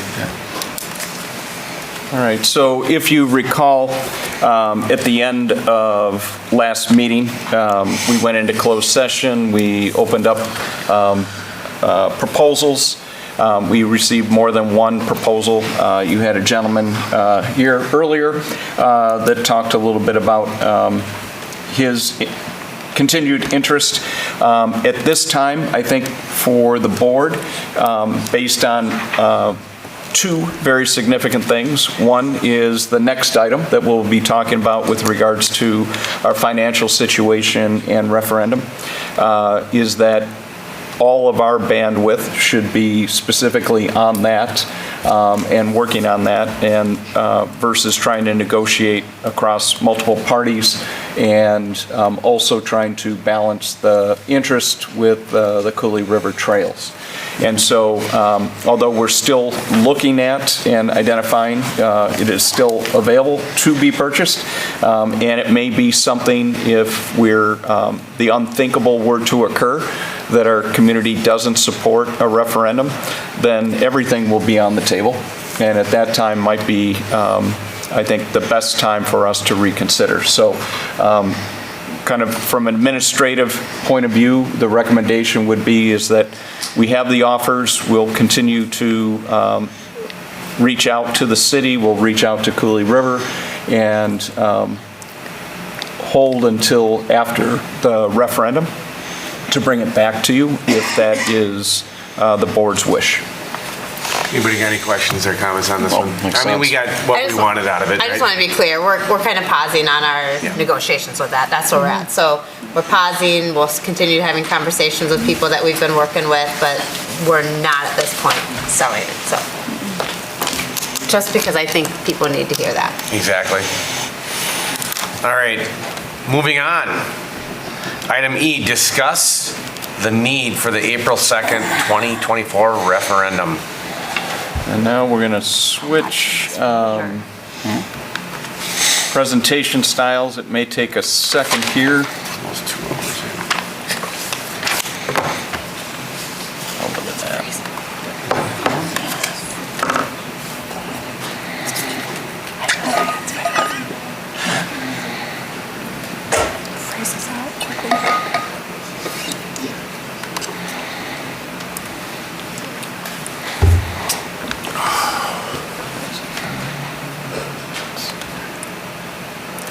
There we go. All right. All right, Sue Gertis and I are here to walk you through. Unfortunately for the two of us, like I mentioned, the beginning of this meeting was a true Christmas present that puts why we exist back into the forefront of everything that we do and the purpose of public education. Not only is it to provide the academic learning, but also for kind of preparing our students to be future leaders. Everything that we do and the facilities that we have, the programs and the people that deliver on the outcomes and the performance is based on the high quality staff that we have. And that means in every department, from our transportation, who pick up and drop off our students at the beginning and the end of the day, how they meet and greet students and safely deliver our students, to food service, who provides breakfast and meals at lunch, to our custodians who are here and provide both clean and also sanitized environments, our maintenance crew that fixes and takes care of our equipment, our aides who partner with our teachers and our administrators. There is a wealth of personnel that serve many different roles, have very different purposes, but are what contributes to the outcomes for our students and our families. As you know, we have been sharing that there has been a financial challenge of public schools. And Prescott has and is in a financial situation that is not unique to Prescott. And you will see across our area, and if you read the Pierce County Journal, you have seen that other districts are surveying, other districts are taking steps to go out for referendum. In CISA 11, that I chair of the 37 districts, over 10 districts are proposing referendum for operations. Operations is about investing in our staff, paying the salaries for our staff, and being able to recruit and retain. So it's not a surprise to our board. We've been talking about this since August, and actually a year of August 2022 was the first article that we shared about a financial cliff. Since then, we've had meetings with our community. You had a work session in September, and then we had our annual meeting. You had a work session in October, and then you had a work session in December. So as we continue to go through this, it's not a surprise. I do want to recognize that also there was a speaker earlier about one of the challenges after December 4th was that we needed to make sure that our staff was informed about the decisions and some of the concerns that we had financially. At that time, I did meet with the high school staff on Wednesday, December 6th. That was 2 days right after the work session. The following week, on December 12th, I met with the intermediate school All staff were invited, admin assistants, and depending on work shifts and things like that, different people attended. On the 13th, I was able to meet with the custodial staff and also Malone staff. And then middle school was the last group on Thursday on December 14th. All the information that we covered on the work session of December 4th was brought forward to our staff. I will continue to reach out in January to make sure that other individuals in the different departments from from our food service and also our aides are able to be, and transportation, understand where we are and what we're attempting to do. So,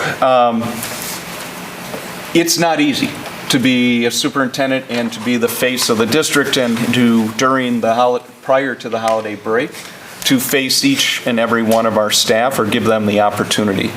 We also have created an internal email where suggestions can come forward, and it is being used. It provides us an opportunity to make sure that all corners of the district are reviewed and all stones are turned over. And I appreciate both the creative solutions that are coming forward and also staff that have reached out to circle back and have clarifications. I also want to thank the staff because this presentation that Sue and I have pulled together is a constellation of feedback from our staff as well as some of the comments that all of you had. The purpose of tonight is really just to basically identify, is there a necessity to go out for additional support from our local community to run the Prescott Public Schools?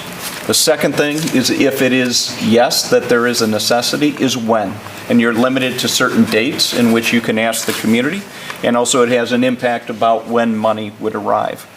And then, if you believe there is a necessity, you know when you're going to ask, it's how much are you going to ask, and we'll share with you some of the parameters that were put in place, as well as the intent to show good faith in the reductions that we are making. You see that ITV at the high school is something that we've already identified. We continue to have reduced our budget since August by over $650,000. And that has been done by keeping a moat around our classrooms. We want to make sure that the things that we exist, and why I believe, although it seems dire in Christmas present and maybe Christmas future, is that I think of the Polar Express, and that I believe that our Prescott community has stepped up historically and will step up again when they know why we exist and how we have produced. You saw wonderful examples here of families being present, coaches being present, and staff being present in all facets. You've had information with regards to how our school district is performing in the academics. Compared to the Middle Border Conference, Michael has shared that information with you multiple times. We have the report cards that are out. Prescott Public Schools is #1 in performance compared to our conference in both reading and mathematics. In addition, in a very high-performing state, based on ACT and other exams like the National Assessment of Educational Progress, Wisconsin is one of the highest-performing states in the district. Of that peer group, Prescott Public School students are in the top 10% academically in the state of Wisconsin. In addition, our job is to take students where they are and to move them up. We are a continuous improvement district. Regardless if you are on the first, middle, or top rung, we will provide enrichment, we will provide growth and opportunities and programs, as well as interventions. And you as a board have invested in interventionists, and we will always have a continuum of students in performance. And so, how did we get here? We got here because you've invested over time in making sure that salaries have increased. You've made contributions and changed benefit packages. You have added programs like STEM and ran that K-12. We've added a new building in 2016. You have an incredible landscape with regards to a footprint about career and tech ed. We have great green spaces that engage, and we provide services that many districts don't with regards to youth. I kind of was reminded by the song, I kind of talked a little bit with I should have a walk-up song, right? And I talked about the Talking Heads, Once in a Lifetime. How did I get here? How did Prescott get here? It's not Prescott. It's how did all schools in the state of Wisconsin, where 82% of the 421 districts have asked their local communities to invest in operational dollars. And as you look across from left to right from 2009 to 2022-23, you were faced with making a budget in April, prior to the state making funding decisions. At that time, Sue and I did bring forward that we would ask for 4 to 4.5% increases on our staff because of the outcomes that they have produced. And this is coming out of COVID, right? And so as you look at this, there are two things. You see a black and you see a red bar. The black bar is based on, as you know, public education has been in Wisconsin funded with a levy cap. You could no longer ask for as much money or receive as much money unless it was capped by the state in the 1993 formula. Then, in 2009, per pupil funding coming from Madison was based on inflation. So if CPI was increasing, your amount per pupil did increase along the way. That is the black bar. However, it is fictitious because that was changed in Madison. It was changed in Madison where they decoupled per pupil funding in 2009. So rather than receiving an increase across time, we are receiving the red bar. The red bar is the amount of funding per pupil that has changed. The 8 years prior to this year where we made a budget before legislation was delivered on how they would fund public education, only 2 of those years did you see an increase per pupil. At that time, in that time frame, we opened up a high school. We have 4 facilities. We have expanded programming. And the only way that your funding increases is that you would have an increase in population. Our student population has been flat, and it now has started to decline. Rick, can I just jump in here really quick? Sorry. When I looked at this slide, it was kind of powerful to me. I see you put a little asterisk up there on the 2015-16.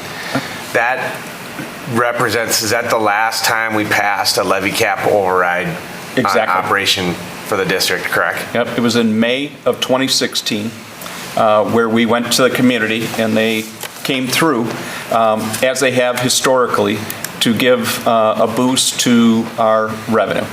And the reason I bring that up is because that's the last time we went to the public for additional dollars to operate. And from that point forward, we've only received money from the state for 2 of those years. 2. Correct. And we've been operating at this high of a level. So I think that's a really powerful, this is a really powerful slide to me. And it just kind of represents how well we've been able to make do with the funds that we have in those years. Thank you. Thank you. And I think that as we get into this, right, so this is a state level issue that ultimately pushes the burden down to the community. What we wanted to be clear with our community is that we have made reductions. We are going to propose a mixed model, a hybrid model, and I'll walk through how that plays out. I did want to be clear, though, is that our population, student population, based for formulaic purposes, is that we are predicting 25 fewer students next year. That equates to $280,000. Less money coming in on revenue, right? So we already know that we're just shy of $300,000 fewer dollars coming in, but you also set 2 parameters that you shared with Sue and I, is that we would start a budget process for next year that allowed us to provide a 2.5% increase to all employees within the district. In addition, that no benefits would be adjusted. Based on that information, we ran through a number of scenarios for you. And there's really only two left variables that we can control. One is you make reductions. The difficulty is that we'll show is that I do not believe there's any viable way for us to make reductions that are at the level that are necessary for us to say fiscally solvent. What that means is we cannot cut our way to a balanced budget. And therefore, we are in a good faith going to make a recommendation that we will reduce our current budget by $650,000. Yes, some of it will have to be personnel. Yes, some of it will be classroom teachers, but every department and every group will be considered. One of the ways that we will manage that is that we will ensure that all of our grade level classroom targets, classroom sizes or sections are in line. At this time, we believe about 4 or 5 sections can be reduced based on that information. That basically will bring us about $400,000 to $480,000. The remaining to get up to the 650 will have to come elsewhere. And we have started. We have made reductions that we will not replace as people step away if we can identify more creative ways to provide that service. So at the middle school currently, we have had a resignation of an admin assistant at the beginning of the year. We've been working with the principal and Katie and have been able to manage that situation, and we are proposing that it is not refilled. Between now and the end of the year, there are going to be more information coming. In February is the time when staff have to identify whether or not they're retiring. That's a data point. So depending on if people retire, it opens up a position. It may, first and foremost, give an opportunity for a staff member within the district, depending on who retires and where, to be filled by a current employee. Can I jump in one more time here? So, just for the board, feel free to jump in with questions. I think because it's a long presentation, and I know if you have questions, let's just make it a little bit more of a dialogue and ask questions as we go. I know it might drag it out a little bit longer, but I think it's just better back and forth. So if you have questions, just jump in. I just wanted to clarify then, right off the bat, one of our speakers at the beginning asked a question about personnel, and I'm hearing you talk about personnel from office personnel to teachers, so kind of across the board we're looking at. And I think we actually had that conversation at one point when we had our working session about, I think there was another term too, and clarified that it's not just teachers we're talking about anywhere that it says personnel, we're talking about all different staff. And if there was a spot that said teachers, it wasn't intended to include just teachers, that we're talking personnel. And that's where you see drafts. I mean, what ultimately, this is where we're going to begin. The final plan is really going to be dictated by what happens if we go for a referendum. And if it's on April 2nd, that will be that decision will tell the tale. And so a couple things, to be clear, it is about a $650,000 reduction. How we get there are many different levels or levers, there we go, that we will have to pull. Then, the other question you had asked on December 4th was our mill rate. And how does that compare with other districts? What we provided for you is the names of the middle border districts. Altoona is joining us full next year, 100%. And we also put in Hudson and River Falls because they are our neighbors. It is rank ordered by the current mill rate for the 23-24, which is highlighted in green. We are near the top, but we are not the top with regards to mill rate. But we also put how much change, how much has it dropped since the beginning of 21-22. And you can see that our mill rate has a precipitous drop from 10.23, which was the highest, and it has dropped the second most with the exception of Altoona.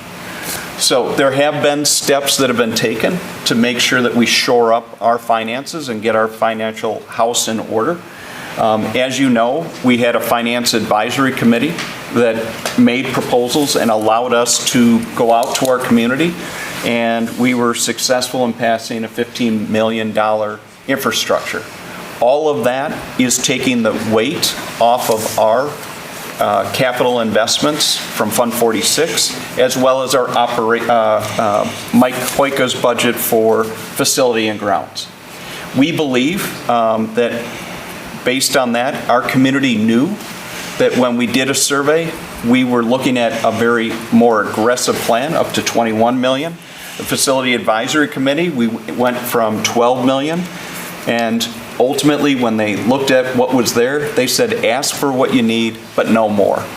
And we were able to come to a $15 million, and we are in a much better place with our facilities, and we will complete that on time, under budget, and be in a situation where we will not have any major bills coming forward. Fund 46 will end the year with about $900,000 in capital. So 2 legs of the stool, we've been very prudent. The third leg of the stool, however, is to be able to continue salary increases, to retain our staff and recruit high-quality staff, to continue the great outcomes that you saw on slide 2, is going to require more commitment in our community, but that's where I have faith that they can step forward. The rest of this conversation now is going to pivot. It's going to pivot where we start to talk about how did we come up with scenarios. And there have been many drafts that we have put forward. Many of these drafts never see the light of day. You got to kick the can, you got to kick the tires, you gave us some challenges. We showed you how we can project out 5 years. I want to thank Sue and Christine Berger and the Finance Department for learning the Baird model, the amount of work that took. It's the first financial group that has been able to do that, and I'm very happy that we can do it because we will be more effective and efficient moving forward. But I'm going to turn it over to Sue to talk about, first and foremost, we're going to start with what is the board policy on our fund balance, define what a fund balance is, and to make a recommendation as we move forward, and then we'll show you the scenarios. So I guess I was going to focus on why the fund balance is important. I gave you some of the calculations there, what the standards are that the board has set, a minimum standard, and then kind of the more safe operating standard. So the fund balance, we have 3 points every year where the fund balance gets really low. And your fund balance sustains you through the difficult times. So at the end of November, it's low, mid-December till January it's low, and then in June it's low. And these things are tied to when our cash comes in. So in mid-January, we will get the first half of the property taxes, and we'll be good for a while. We got a small amount of state aid in September, like 1.3 million. Then we got 2 million mid-December. But our payrolls are, in a month, are 1.3 million for 2 payrolls. And that doesn't include any of the bills that we have to pay, all our utility bills, the fuel, all that other stuff. So it's becoming much more of a balancing act to make sure that you can pay these things in a timely fashion. So Sue, how much, because we, are making and paying bills, what % of local property taxes have been collected by the district at this point? 0. And what % of state money has been received? We have that number. It's 13%. 13 to 15%. So yep. of the cash that comes in a year, we've only collected 13%. Well, less than 13%. And to clarify, you're talking about a school year versus a calendar year? Yes. Which is like confusing school It is. conversation. And but, I even had to look back, I'm really kind of talking September 1, not July 1. So you don't get the second half of your property taxes till all the way into August, you know? And it's just in time to save the day when school starts on September 1, but it doesn't carry you very far. So a couple misnomers, right? Is a fund balance true cash in hand? No, Okay. because So- it's your assets minus your liabilities is your fund balance. And so fund balances are important to keep us moving, right? Right. Okay. Right. And in October, I believe it was, or was it November, when we established our line of credit. We had that as a safety net. But if we got to the point where we had to actually use our line of credit, then you're gonna be incurring interest expense that has not been budgeted for because we have not had to use it in the past. And it's good that we have it. It's there to be used if we need it. But I do think it's prudent to try to avoid using it. So I just want you to consider all these things as you go ahead. So this is, what we're looking at here, minimum reserve, this is part of our policy, right? I mean, Yes, we're yeah. saying the 3 points are, we want at least 2 million in there at all times, 20% of our annual budget, and that covers 3 months of expenses. And This is- three, separate, 3 months. Plus 3 months of expenditures. And this is our This is our policy. Yep, These and are- that's the yeah. minimum level. Yep. Yep. And then safe harbor, right, comes a little bit higher. And so what we're going to share with you now is why we believe it's essential, because this policy predates, one, A lot of inflation. a lot of inflation. Only 2 of 8 years of increases in per pupil. And so our current $1.3 million is just salary. That's not other expenses. We really need, and we're going to be recommending later, that we need to adjust our policy to 4 million. But at this point, we're not talking about policy, we're talking about not hitting the iceberg. Right. All right? And so we're going to walk you through now the scenarios based on salary increases, health and other benefits not being changed. The known things. The known Big things, known things. right? And then we have also put in the inflation for other known values like fuel and things like that. So with that, we're going to come across and you're going to see where we believe the new fund balance level needs to be. And this is at the safe operating level. I calculated it out based on the model, what they said our expenses would be out through 28, 29. That dotted line is our safe operating fund balance that would be needed. Okay. We are currently in the 23-24 school year. The next time any funding will change are between the 2 hash marks. So that's where the next decision on educational funding would occur. Based on past behavior is a good prediction of future behavior. I am not very confident that the funding from the legislature in 25-26 is going to be anything different than what we've seen. And we did build in $325 per pupil for each year, as was suggested. Okay, and then the next hash mark is the second time.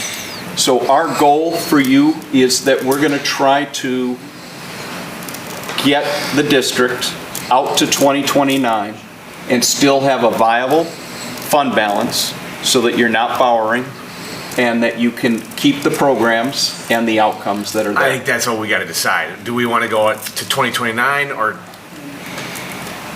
do we want to look a little bit more short term? I think that's where we're going with this, right, guys? Yep.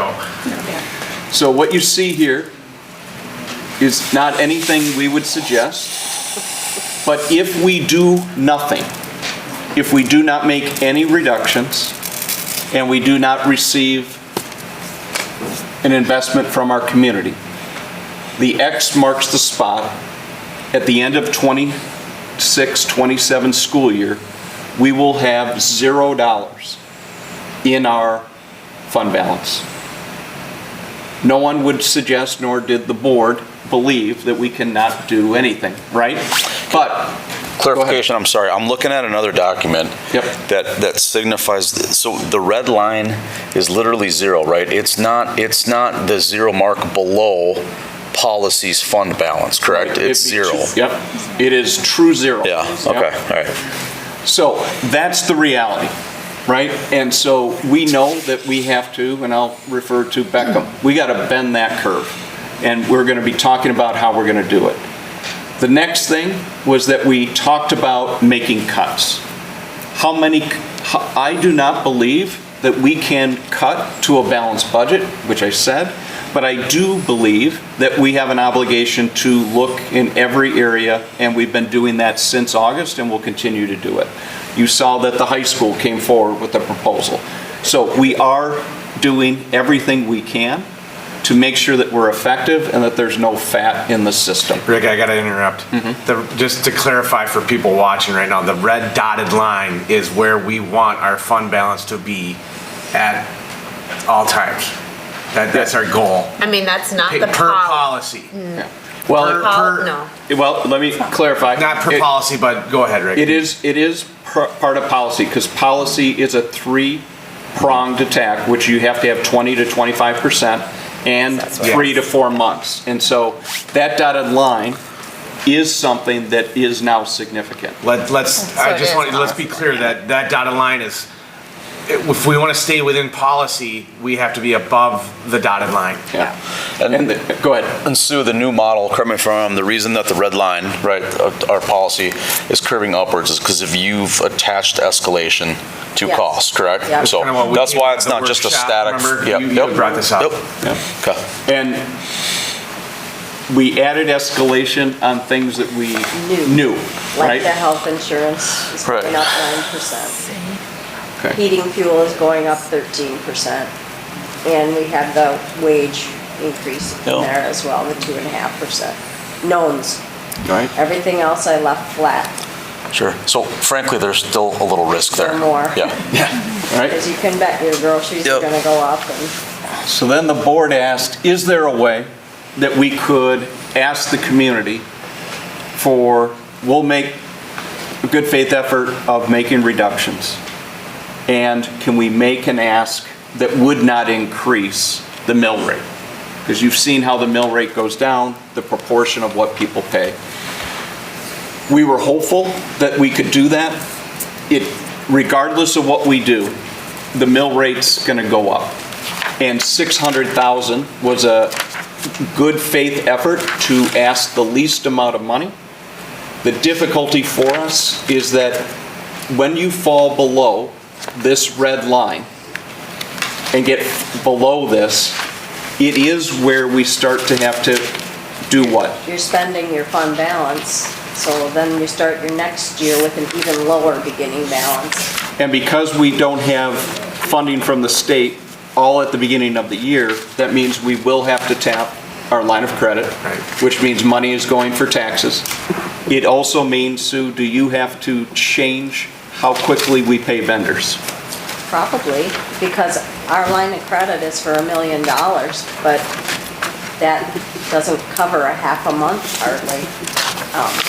And so as you decrease, it's not so much that your fund balance is going down, but you have to start making a lot of decisions about who to pay first, and that becomes a challenge. The next line is green, and that is $1 million. $1 million ask starts to bend that curve that we just said is if we do nothing, we will be out of money by the end of 2027. With cuts and $1 million ask, we can get to be within reason of a viable fund balance and be able to retain the programs and salary increases. That gets you to the second biennium decision of how educational funding is decided. We had played around with a $2 million ask. And what I would say is I believe as an administrator that's a too robust ask or a bridge too far. And so we did run a scenario of 1.2. That is the one line that does stay above the new threshold that meets all three criteria of meeting the 20 to 25%, 3 to 4 months, and stays above what would be viable based on those criteria. So there's a lot of assumptions based on this, so I just want to kind of remind people that these assumptions are with, except for the first line, salary increases, right? Some reductions, 650,000 across the board in different locations, and then how much money we would be asking for the community at a referendum. The purple line is asking for 600,000, which I don't believe is sufficient. $1 million or 1.2. Rick, just to clarify, the blue is the 1.2. That does keep us above the fund balance policy floor until the 2028-29 legislative session, right? Yes. So we feel with that line that based on those projections, we would have 3 legislative cycles to see what happens at the state before we have to make any other tough decisions. Because this is assuming there will be no Where the green line doesn't get us it gets us through 2 legislative sessions. We would have to start planning, if all else being equal, obviously, we would have to start planning and, 2027. potentially going back to the public in earlier, 2027 timeframe. And we do know we're getting $325 more per pupil next year. We're guessing that we're getting it for the following 2 years, but that is built in. Right. Which is also a risk, though. It is. Because we might not get it. That could be 0 again. We've seen that. Yep. So we're forecasting what we got this year, which is probably right in the middle, somewhere. Yeah, and now one of the questions, so this is kind of how it plays out. So you can kind of see the current board policy for fund balance. When you put all 3 legs of the stool together, come in here, these would be what your fund balances would be across time. And we think the top 2 lines or options are probably the most viable.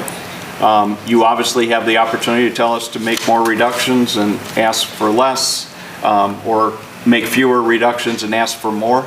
But then it's going to come down to the pocketbook. And so we did want to walk you through what is the impact on the community, understanding that our mill rate has dropped from 10.23 to 8.5 to 7.7. So we have trended lower. We looked at the 3 scenarios that you just saw, 600,000, 1 million, 1.2. We understand that it is very difficult to find a $100,000 house. And so we have put forward, based on a $300,000 and $400,000 house, what the impact would be over and above what people are currently paying. So the mill rate would be 8.05. What that means and translates, it would add $108 to someone's taxes, $9 a month. For a $400,000 house, it'd be $144. If you have a $200,000 house, you can just take the $400,000 and divide by 2 to be able to understand how that plays out. When you get to 1 million, it would add $195 for the year. For 1.2, it'd be $260. At the $400,000 house, it'd be $240 and $320. Just kind of perspective of just the mill rates. This is where historically we've been. 7.7 is the lowest we've had in almost a decade. This is a little bit of a regression back to the mean, but we thought, again, trying to balance multiple needs. 1, we still want viable programs. 2, we want to have top academics, and we want to make sure that we are true to all 3 A's, academics, the arts, and athletics. We believe, although it is tapping the community, I have faith that when the community has seen the results and understands that this is about retaining our staff who are part of the community, strong communities, strong schools, strong community. So any questions about interpreting the mill rate and the tax impact based on the 3 scenarios that have been presented? I'm just opening up. Anybody want to blurt out any comments here? No, maybe my only comment, Rick, would you mind going up a couple slides to the curve? I think one thing that's important for me is understand, like any change you guys have, so I think the funding milestones are important, right? Anytime you're going to make a change to a program or people, you're probably looking at about a minimum of a year to try to make that change, right? And if any of these changes would constitute anything having to do with a physical facility, whether that means opening up a new building or closing one, frankly, you're looking at a minimum of a 2-year cycle. So I think that's just important as we go forward to understand that we need to be thinking at a minimum 2 years out in advance. I think everybody understands that, but I think that would be a minimum of what we have to look at. So for me, the two funding cycles is pretty important. If we find out next year, 25, 26, what the model is and we need to make changes, anything significant that's going to happen is not going to happen within 2 years probably. So that puts you out to 2029. Mm-hmm. I'd like to just comment too, Rick, if you could go back to the mill rate. Well, actually, yeah, scroll down. Yeah, that one, okay. So the mill rates here for the 1 million and the 1.2 roughly jump it up to about 8.35 and 8.5 respectively, because those are the two we're probably looking at, the 600K, and based on the workshop we discussed, probably we're not going to go that low. That's accurate. Right, so if you go to the next slide, I thought this was interesting. The 2023 rates are almost identical to what we're asking for the mill rate. So we're basically asking the community for enough money where it would raise the mill rate to last year's rates. And I think that's kind of an important story to tell. I think adding to mill rates also is, if you go back to this chart, and I think I had asked for the mill rate comparison. It's somewhat hard to, it's this chart here. This is not taking into consideration if any of our other districts need to go to it for an ask as well. So it's very likely that these mill rates will change for many of our other communities here, and good or bad, but will be comparable within that group as well. And you know a few of them already are, yeah, right? Right. Anything else? Any comments on any of this so far? I mean, I think there's a couple more slides you want to get through, right, Rick? Yep. But so just kind of just making sure that everybody kind of understands what we're attempting to do, the necessity of why we use the fund balance, and we backward engineered to try to get us out to the second time educational funding would have decided to be able to be in a safe, what we think is a safe operating level to sustain the programs and the people that we have. Now, this is predicated, right, on we will still have to make reductions, right? So it's not as if no reductions are occurring. I wanted to make sure that that was clear. In addition, we have to plan for Tier 2. If we are not successful, albeit I believe and have faith in the Prescott community, because every time we came with a need, it was explained and they saw that we were in good faith, they've stepped up. But if not, we do have to have contingency plans if the unthinkable did not occur. Right now, we are looking at April 2nd as the election date for this referendum. If it's unsuccessful, we would have to start to look at things that are no longer required. And so it will have to impact and require decisions on following things. In-town busing is not a requirement of the state, and that would be something that we would be looking at. Given that that is something that we have considered before, we are not putting forward a purchase of a bus for this year. Because why would we pay for a bus if ultimately it's not used to transport students? We are currently also looking at not replacing a bus for next year. So that would be 2 years. However, our fleet is 20 buses. That means the buses that we would be driving are 22 years old and requires mechanics and tender loving care, right? We would have to reduce, just like busing isn't required outside of 2 miles, we would have to consider and reduce non-required educational programs. It is not a fun scenario to be in, but we do go above and beyond with educational programs.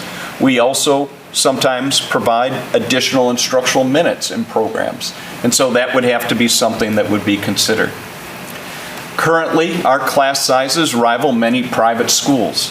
Our class sizes in the elementary are well below 20, and are things that fall well below the current some parameters of the district. We're not talking about that. We're talking about if we are unable to be successful on April 2nd, we would probably have to revisit board policy on class sizes and sections. Rick, can I just jump in here? I wonder, like, I know this is an important list, and if you want to try to zip through it, this is something we're going to have to firm up along the way. It's not necessarily something we need to make a decision tonight on, obviously, but this is going to be a list that's going to firm up over the next several months. We probably got to have it sometime before April so we can communicate out what's on the table if a referendum doesn't pass. I don't know if we necessarily need to dive into detail on every one of these. So it's good. If you have anything to add on any of these, but I'd like to get to discussing, you know, what kind of decisions we're going to be making next month and where the board's at. I want to get some more input on that. Yep, and why we had Nicole present, right? We know that we're running a deficit budget. Meal prices would probably be something we'd have to review because we can't close the gap with Fund 10. We are not currently organizing around salary freezes, but if we are unsuccessful, that is probably something you would have to consider, and it would be across the board. It wouldn't be one group over another, but it would have to be universally held. Obviously, benefit changes or modifications, some of that is contingent on contracts. We have a contract for next year. You can't change it without a lot of financial constrictions or penalties, and so it is something that we'll start looking at is how we negotiate and open it up for an RFP, so it's not just a renewal with Health Partners, but we would probably want bids. You know that we have some district property that is not currently or might be defined as excess property and could bring in some additional dollars. It is not something we are considering at this point, but after April 2nd, if we were unsuccessful, it would probably be something you have to put on. Obviously, review of athletic and art programming and funding, and then probably a hold on textbooks and others. I think, as Mike said, this is a lot of things that will change over the course of the next couple months. And it's certainly not a complete list. I don't want anybody to get the impression that this is a list that this is just. And these come from actually, this list are very similar themes. 2001, 2008, 2014, yeah. 2016. So they look familiar, but it'll be shorn up so that people, when they go to the ballot box, know what they're voting on. One is to retain and get these types of programs that we've been able to deliver on, but if it's not supported, there is going to have to be, you have to understand that certain things would no longer be viable. With that, other questions, clarifications, thoughts? The board does have to make a final decision no later than January 17th in order to meet the stipulations to have it as a ballot question, and also have Courtney get it to all of the municipalities and clerks to have it on the ballot. Yeah, and so this is where I think for tonight, we have it. If we're going to a referendum in April, which I think we will, based on all the conversations we've been having, tonight would be great if we could kind of come to a consensus, if nothing else. We don't have to vote, obviously, but on a number, because January is going to be the resolutions, finalize the numbers. I think it would be, if we could just hammer it out now, I'd like to at least see where everybody's at and maybe we can come up with a number to propose for January. And I know Vic, we have Vicky, she's not here yet, but we can get her input as well. So I'm opening it up. Pat, I don't know if you want to start us off here, we just go right down the line here. Do you have any questions first, Helen, or do you haven't? I mean, I don't have any questions, but I think we discussed this at the work session too, like looking at the, whatever, slide 7 it is with all the lines on them. We've all budgeted before. It would be silly to ask for an amount of money that wasn't going to get us in above where we need to be for a long period of time. That seems like to have to come back to the community again within a short chunk of time would be silly and would be really painful, I think. Also, this isn't just us. We've talked about this, Wisconsin legislation, poor choices, okay? That's all I'm gonna say. But they need to start funding, and we're trying to do our best. So we have to be able to get out farther so we can see how the government's gonna help us. I'm not as pretty as with words as I am with teaching, but whatever. So we have to, it's painful for me to hear anything that's for reducing staff. That's painful. Staff, whether it's, any staff, it's painful. But unfortunately, that's where we're left. I think there are, it's just painful. But for 1.2 is pain. I mean, I'm a community member as well, and I pay taxes as well, so I get that. But I also believe in education, and I understand that, inflation, and we have to do what's right for our kids. And that list that we just put up is a slippery slope too, because that's going to create, we want to be a district of choice. We've talked about that multiple times for many, many years. And when you remove some of those programs or some of those things that I see on that list, it's easy for parents to say, I'm moving along. And so then you kind of get into that, you're cutting things to save funding and to save a school district, but you're also carving away at the heart of the school district. So that's really tough. So I would say, for me anyways, looking at it and looking at everything we discussed, a 1.2 would be where I would feel comfortable. I'm glad that we didn't go to that 2. That's very painful, even though that would help us even more. But I feel like at 1.2, that's being respectful to the community. I am respectful to the teachers and the staff, respectful to the students across the board. So, yeah. Tanya, you want to jump in next here? Sure. So looking at the one with all the lines again, I left the workshop and we have lots of notes and lots of charts from that too. And I walked away thinking the 1.2 in my mind at that time made the most sense. I continue to still believe that because I think that fund balance, that little line right there, the dotted line or dashed line, is probably a best case scenario of what we would need anyway. So I still fall at the 1.2. I think we could easily cross off and just delete the orange and the purple there, because to me those aren't even conversation starters for us. It's not going to get us really anywhere. Or the red.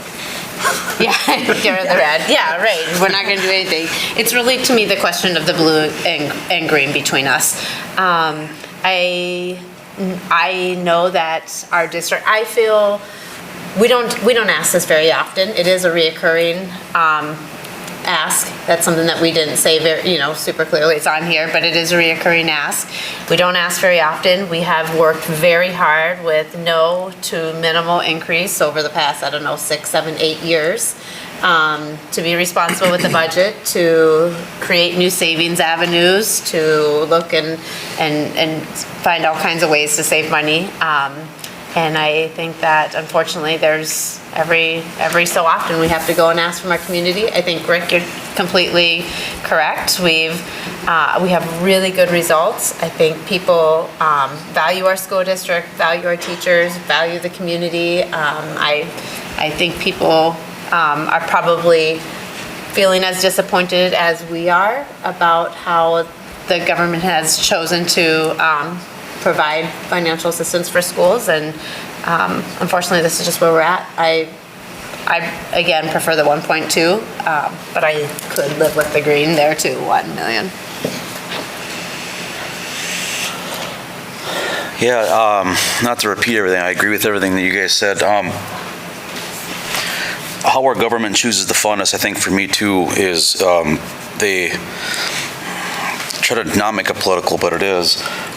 They mandate how we operate schools, and so then to me it's only fair then they come through with the funding on what they're mandating, and it's clear that they haven't.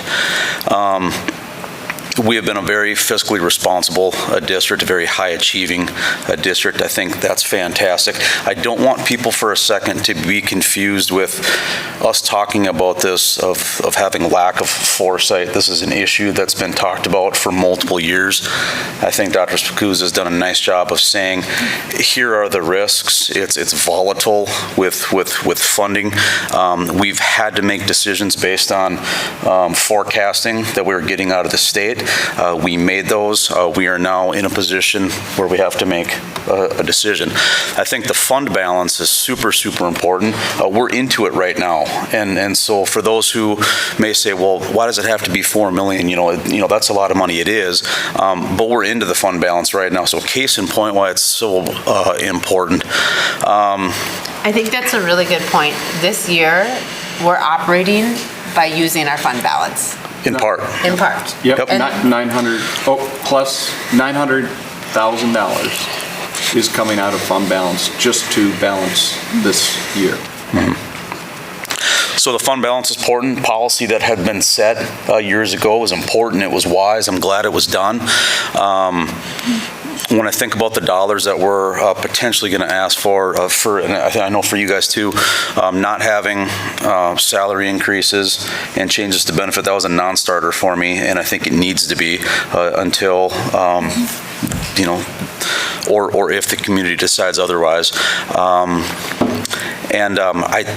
I still think it's important. I don't want to put a negative spin on this, but this isn't a final, this gets us, this buys us a few years. So I don't want to call it a Band-Aid, it's more than a Band-Aid, but this still, only gets us a few years to understand what the next couple of legislation sessions brings in terms of understanding educational financing. With that being said, I really badly wanted to keep it at the $1 million. I'm struggling with it because, Sue, I think you did a good job pointing out, even though we've escalated the fund balance dollars, there are still risks there. We don't know if we're going to get to 325 next year, the years after that. We don't know what inflation is going to do. We have no idea. And so I'm struggling with $1 million because we could end up having to potentially have another ask before the second legislative session. So for me, that's where I'm at. I do appreciate, I know it stinks, it's hard. I think it's important to understand though that there is right now, this includes $650,000 of reductions in costs. Operating expense, and the district still has a lot of skin in the game here. One could argue, where could that money possibly come from in a time we've seen unprecedented inflation and escalation? How are we possibly going to continue the standards and still find cost reductions? So where my head's at, I think it's the 1.2 for me is where I'm leaning. Excellent points everybody's made so far. I'm not going to really regurgitate any of it because I agree with everything that's been said. I just want to highlight a couple of things. Tanya brought up the recurring point, and I think it's really important to at least address this now because it's going to come up. In the past, recurring means it's going to be baked into our budget permanently.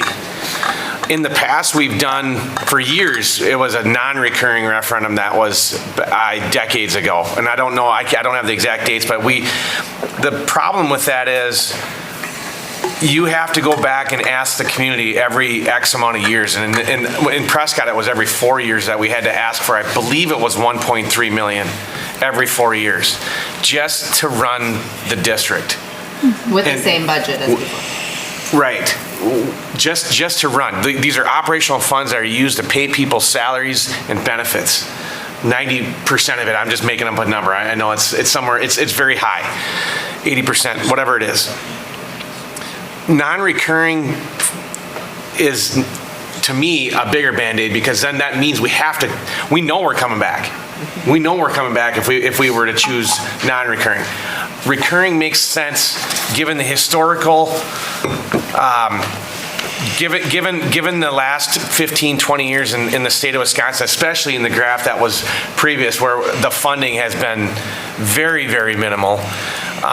Knowing the makeup of the legislature at the state level in the history of what state funding has been like over the last 15 years, I don't think there's any chance that things are going to change anytime soon, and recurring is the only option, in my opinion. That's why we didn't even discuss a non-recurring. Recurring is the only option that the board's going to consider, and that's why we don't see any discussion around non-recurring. We talked about it at the workshop, but when we propose it here, this is why we went with recurring. And to add to that, the reoccurring versus non-recurring, the reoccurring is what is happening across other districts as well. As districts are, and not all districts, but many districts are recognizing that we're not going to ever get to a point, most likely, that we all of a sudden Unless don't that need pendulum swings all the way 1.2 back million around. extra dollars in the budget. Right. You know, so what we've been looking at trend-wise, and Dr. Spacuzzi does a really good job of sending us trend information, reports, all stuff from the state. It's reoccurring that people are asking for at this point, knowing where our legislation has stood for years. So that is an important word, though. Recurring means it's permanently going in the budget, and I want people to understand that when they look at this. The mill rate is also a significant factor for people as they go to the ballot boxes. We touched on it briefly, but I want to really point this out. The mill rate, if we did the red where we do nothing, the mill rate's going up no matter what. That's already been forecasted that the mill rate will go up. So when we look at what impact we're going to add, it is. I hate raising taxes. Don't get me wrong, but it's going up. What we're asking for, and I believe the 1.2. I'm right along with you guys, is the right way to go. It's even. How do I even put it? 8.5 is what it's going up, but it's part of that would go up even if we weren't going to do anything. Okay, so your taxes are going up no matter what.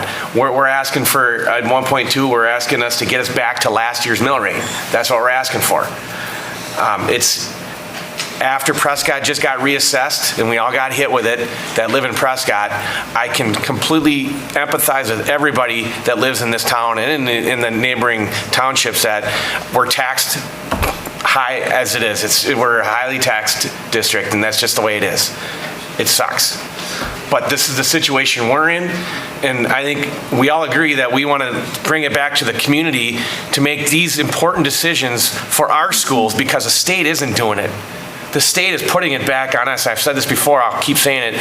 The state's making this a local decision. We have to bring this to the community.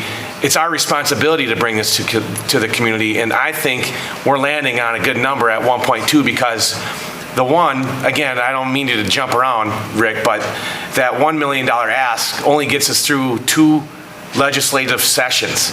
And for $200,000 more, we can get through another 2 years and have more of a picture of what the state is going to look like. That's a pretty good runway for us to be able to plan out what we need to do in the coming years. So that's why I think just that extra $200,000 really does go a long ways for us. It gets us another 2 years. It gets us another biennium session at the state to see what happens. Yeah, I think that covered everything. Anybody else have anything to add? I mean, I think the takeaway, I just want to be clear, in January, we would bring back an official statement. Quarles is the bond agent that would write up the resolution. So I am hearing that we will be moving forward with a resolution to go for a referendum, April 2nd, 2024. And you can still change the amount, but we'll have the paperwork set up with a $1.2 million recurring operating levy. I think that's what I'm hearing. Okay. We will bring that back for January 17th. Obviously, the community has some time to give us input between now and then, and we'll be listening. Any other questions or things that you, as a board, would want or need for January 17th? I just want to say thanks. The board has put a lot of time, and it's gone really quick. We had to pull together really quick, and we felt this was almost an emergency type situation where we had to pull this together and try to get something planned out for next year, so we could stay on track as a school district operationally. So I appreciate the board's extra time and thought put into this. I know it's a burden on all of us, but this is what we get paid the big bucks for. So, yeah, okay, thanks. Anything else? Rick, good? Next one? Good. Okay. Next one, last item, update on the current $15 million infrastructure referendum for the planned work for next summer. Thank you, everyone, for sticking around.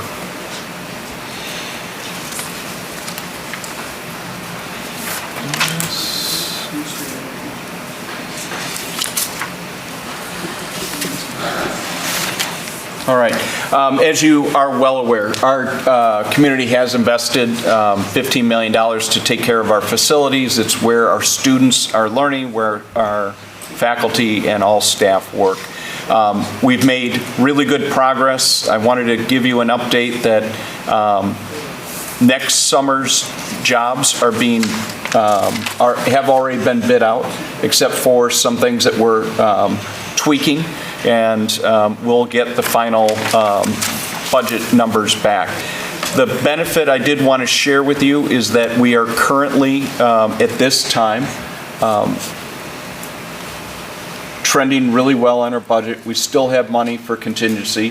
Some of the biggest work is going to be on the HVAC, which is oftentimes in older buildings, a risk as you start to open up walls and tear out things. But based on some additional money that is still there, Mike Hoyk and I have met and have been having conversations with Market & Johnson and some of their vendors. We've taken the list from the Facility Advisory Committee, as well as asked for legal opinion from Quarles & Brady, who helps with the past referendum question on infrastructure of what still would qualify. As you know, the varsity track does need to be repaired. We have had it reviewed a couple times, and we have a vendor coming out.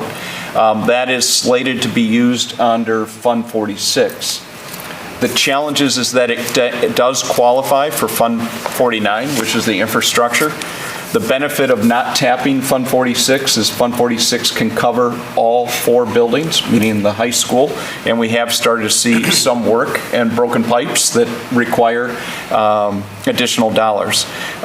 Mike and I are waiting, and in January we'll have price tags so that you could help make some decisions. We thought you've given us parameters, that some things that we could change a light fixture and things like that, but these are a little bit more significant. So the varsity track will have numbers for you, and the proposal would be whether or not you want to use infrastructure dollars or Fund 49. That's to be able to have a viable track team within the district. The middle school bleachers are the original. We do not and are unable to consistently use them, and the motors do not always work. The bleachers are lighter plastic, and we use the middle school gym both for C-team and also PCR. We're getting a bid on that.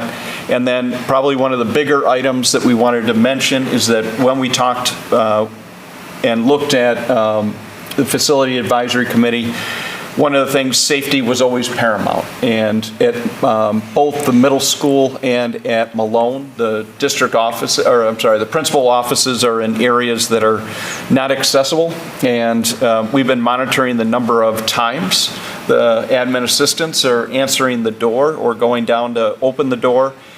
We have 2 issues. One, the buzzers do not work. And secondly, as you buzz somebody in, they have full reign of the school.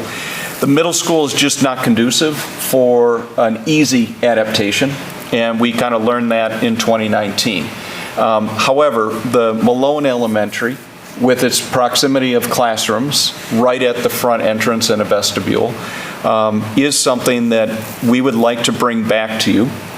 We've been working with the architects, Sarah, the nurse, and her staff. We believe that we can, once we have the final numbers, right, if we were allowed to and we had still residual money, we think it would be a high priority for safety.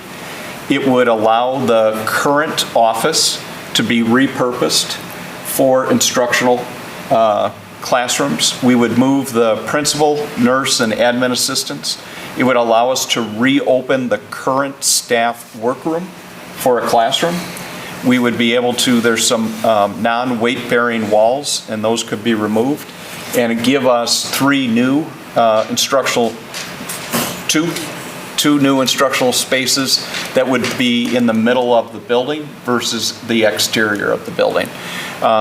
So I just wanted to let you know that we do not have the current costs, but it was something that Mike Oika and I did not believe that should be left to us and that we should be bringing it back to you. But we think they are higher and high priorities that give us a better flexibility moving forward. Any questions about those 3 items or information that you might want in addition to those 3 projects? Yeah, Tanya, do you want to? Well, with the referendum, the purpose of the referendum dollars and what was approved from the community, it didn't include safety type stuff. I know it did infrastructure, and so I would just want to make sure that we're really balancing that it still falls within what the purpose of those dollars are. I know, like, originally we were talking about doing some major stuff and building, and this is not to that extent, but I just still want to walk that line carefully. Yep, understood. And I did want to be quite clear, right, is that the only reason that we're able to even extend is that we have stayed under budget and been able to tick off, as you had at the work session, the things that were the primary and reduce a lot of Mike's 10-year plan. Safety was always something the Facility Advisory Committee spoke about, but the biggest challenge is that it was a bridge too far to look at the middle school, and because it would change the footprint. This one, I think, could be viable because it doesn't change the footprint of the school. And that's the reason that we decided to pursue that one. Pat? Track, yes, for me. So I think one thing that we've talked about is, holy balls, I'm going to go back here for a minute. We knew that a track investment was coming up, and there was all this talk about, well, like, where's the track going to be? Are we going to invest in something that's going to move? Might be the case. In either regard, I think it's my opinion that the track and that facility that's there, even if something were to be built different in the future, that's not going to go away. We need to continue to maintain it. It still needs to operate as a track. We don't have enough time. Is it Vision 2035. 2035, I always want to say 31. Vision 2035 is not far enough along to say we should or we shouldn't invest. So that one's kind of a no-brainer for me. That one's easy. The middle school bleachers, same thing. I think that one's easy. I struggle, and here's why I struggle, because the minute we say safety, right, it's a really hard thing to say no to. I do want to be sensitive to, Tanya, I think, said it really well. There was a list of projects that the facility committee got together and said, these are the projects we want to see done. Certainly, let's put a price to it, but I would like to revisit that list and verify that everything that we did get done, got done. I guess I'd also like to see, because I think this is only fair, what other capital type, maintenance investments does Mike have in the foreseeable future that we ought to be looking at as well. The last thing with this one that I struggle with is, I know we're not changing a footprint, but until we have the ability to get closer to the Vision 2035, I hate investing money in modifying our buildings without having that done. I know this was something that was considered, concepts were looked at, I think. So it's not like this is just coming out of thin air, you know, I get it, but I do struggle with that. With that being said, because it's in the name of safety, depending on where the prices come in and those other things I mentioned, I'd be willing to consider it.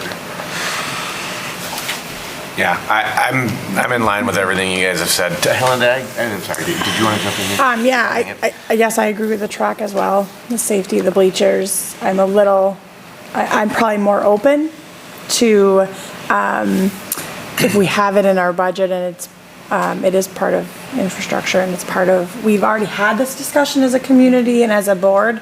I believe a long time ago, we talked about moving, like we said, moving those offices and making sure that there's not, I mean, case in both buildings, you have to walk through,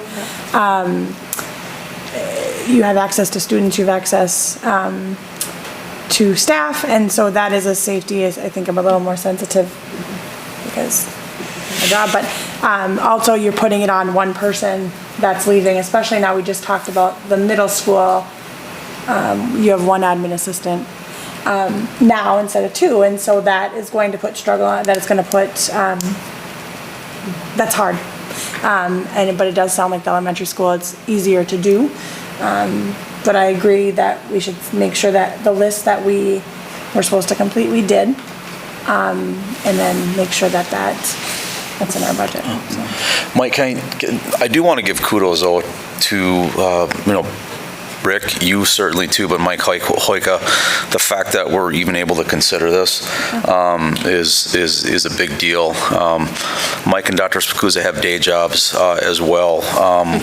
We chose not to hire, like a third party, call it a project manager or an owner's consultant. I mean, that's a pretty big deal. So the fact that Mike and Dr. Spacuzza do have these projects coming in on budget is really important. I think it's important to understand for all those facility people that were a part of this committee, numbers are coming in favorable.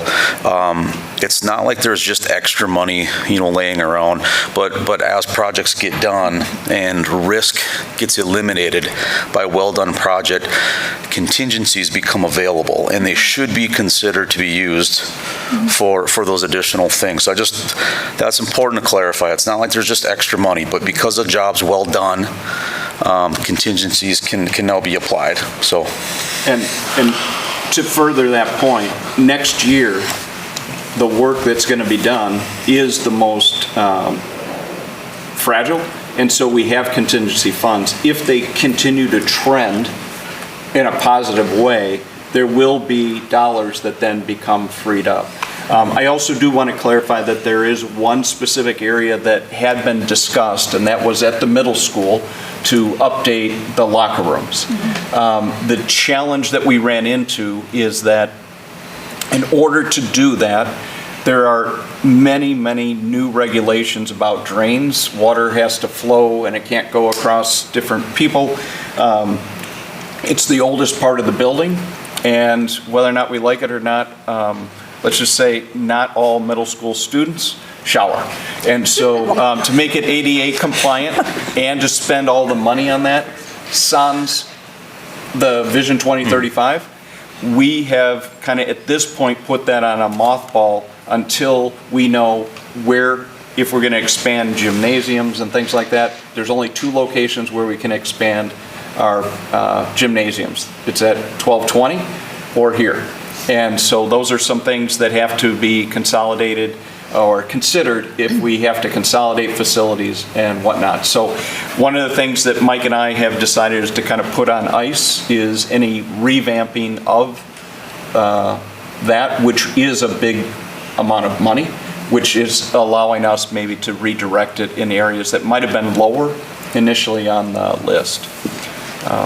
So thank you very much. I will make sure that Mike has been working on his typical 10-year plan, and we usually bring that to you in April.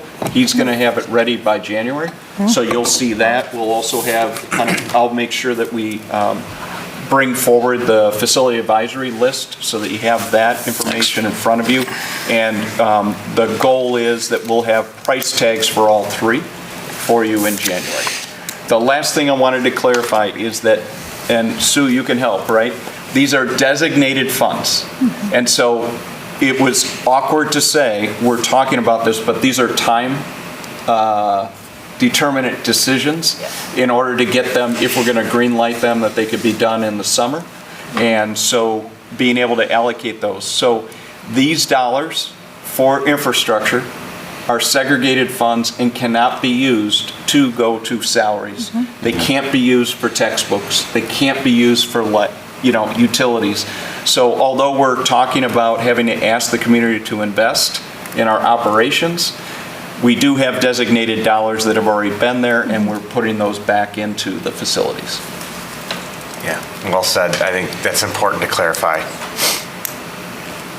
I don't really have anything to add. I think the list is, the short list, definitely get numbers on those, and if there's anything else that was in that facilities committee that we want to get numbers on, I don't know what would be left to pick off of that list, but it would be interesting to see that as well if there's anything there. Great. And it's a great story, right? I mean, it's a really good story. So good way to end the meeting, I guess. We'll move on. Recognition of visitors. Anybody else in the audience left that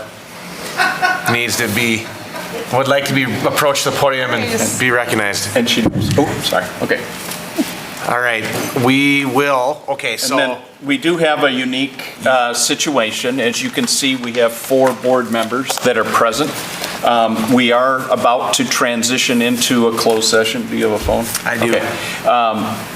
We did not have the technology or the ability to have the 5th individual who was unable to be on site to participate in a meaningful way through technology that we used to use through the Performing Arts Center. However, that individual is able to join us in closed session.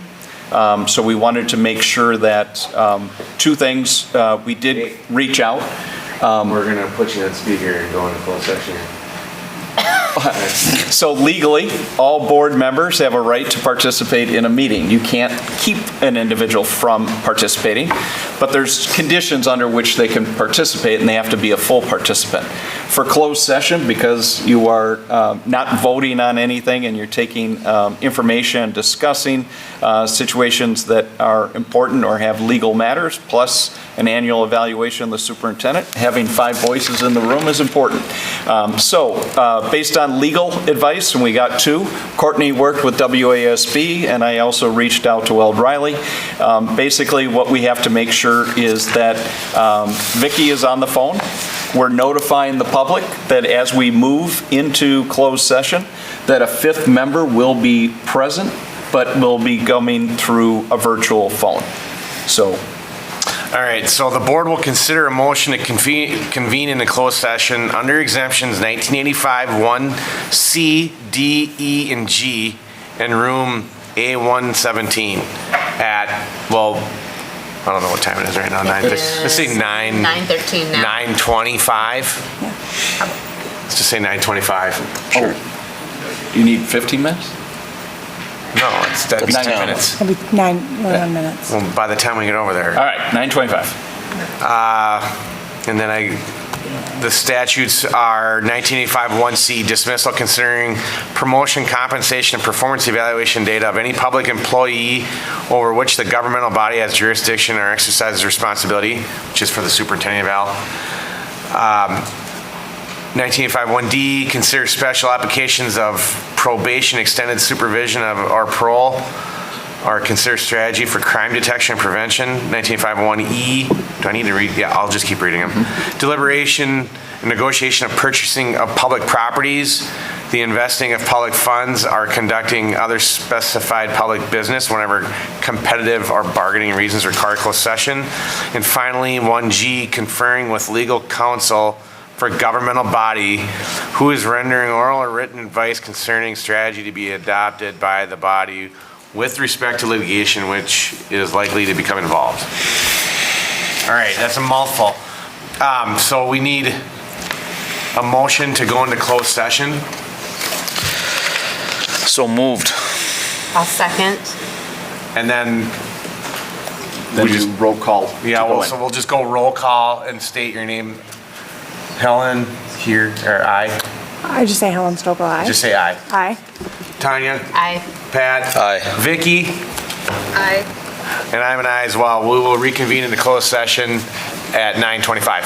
Thank you. Vicky, we'll call you back.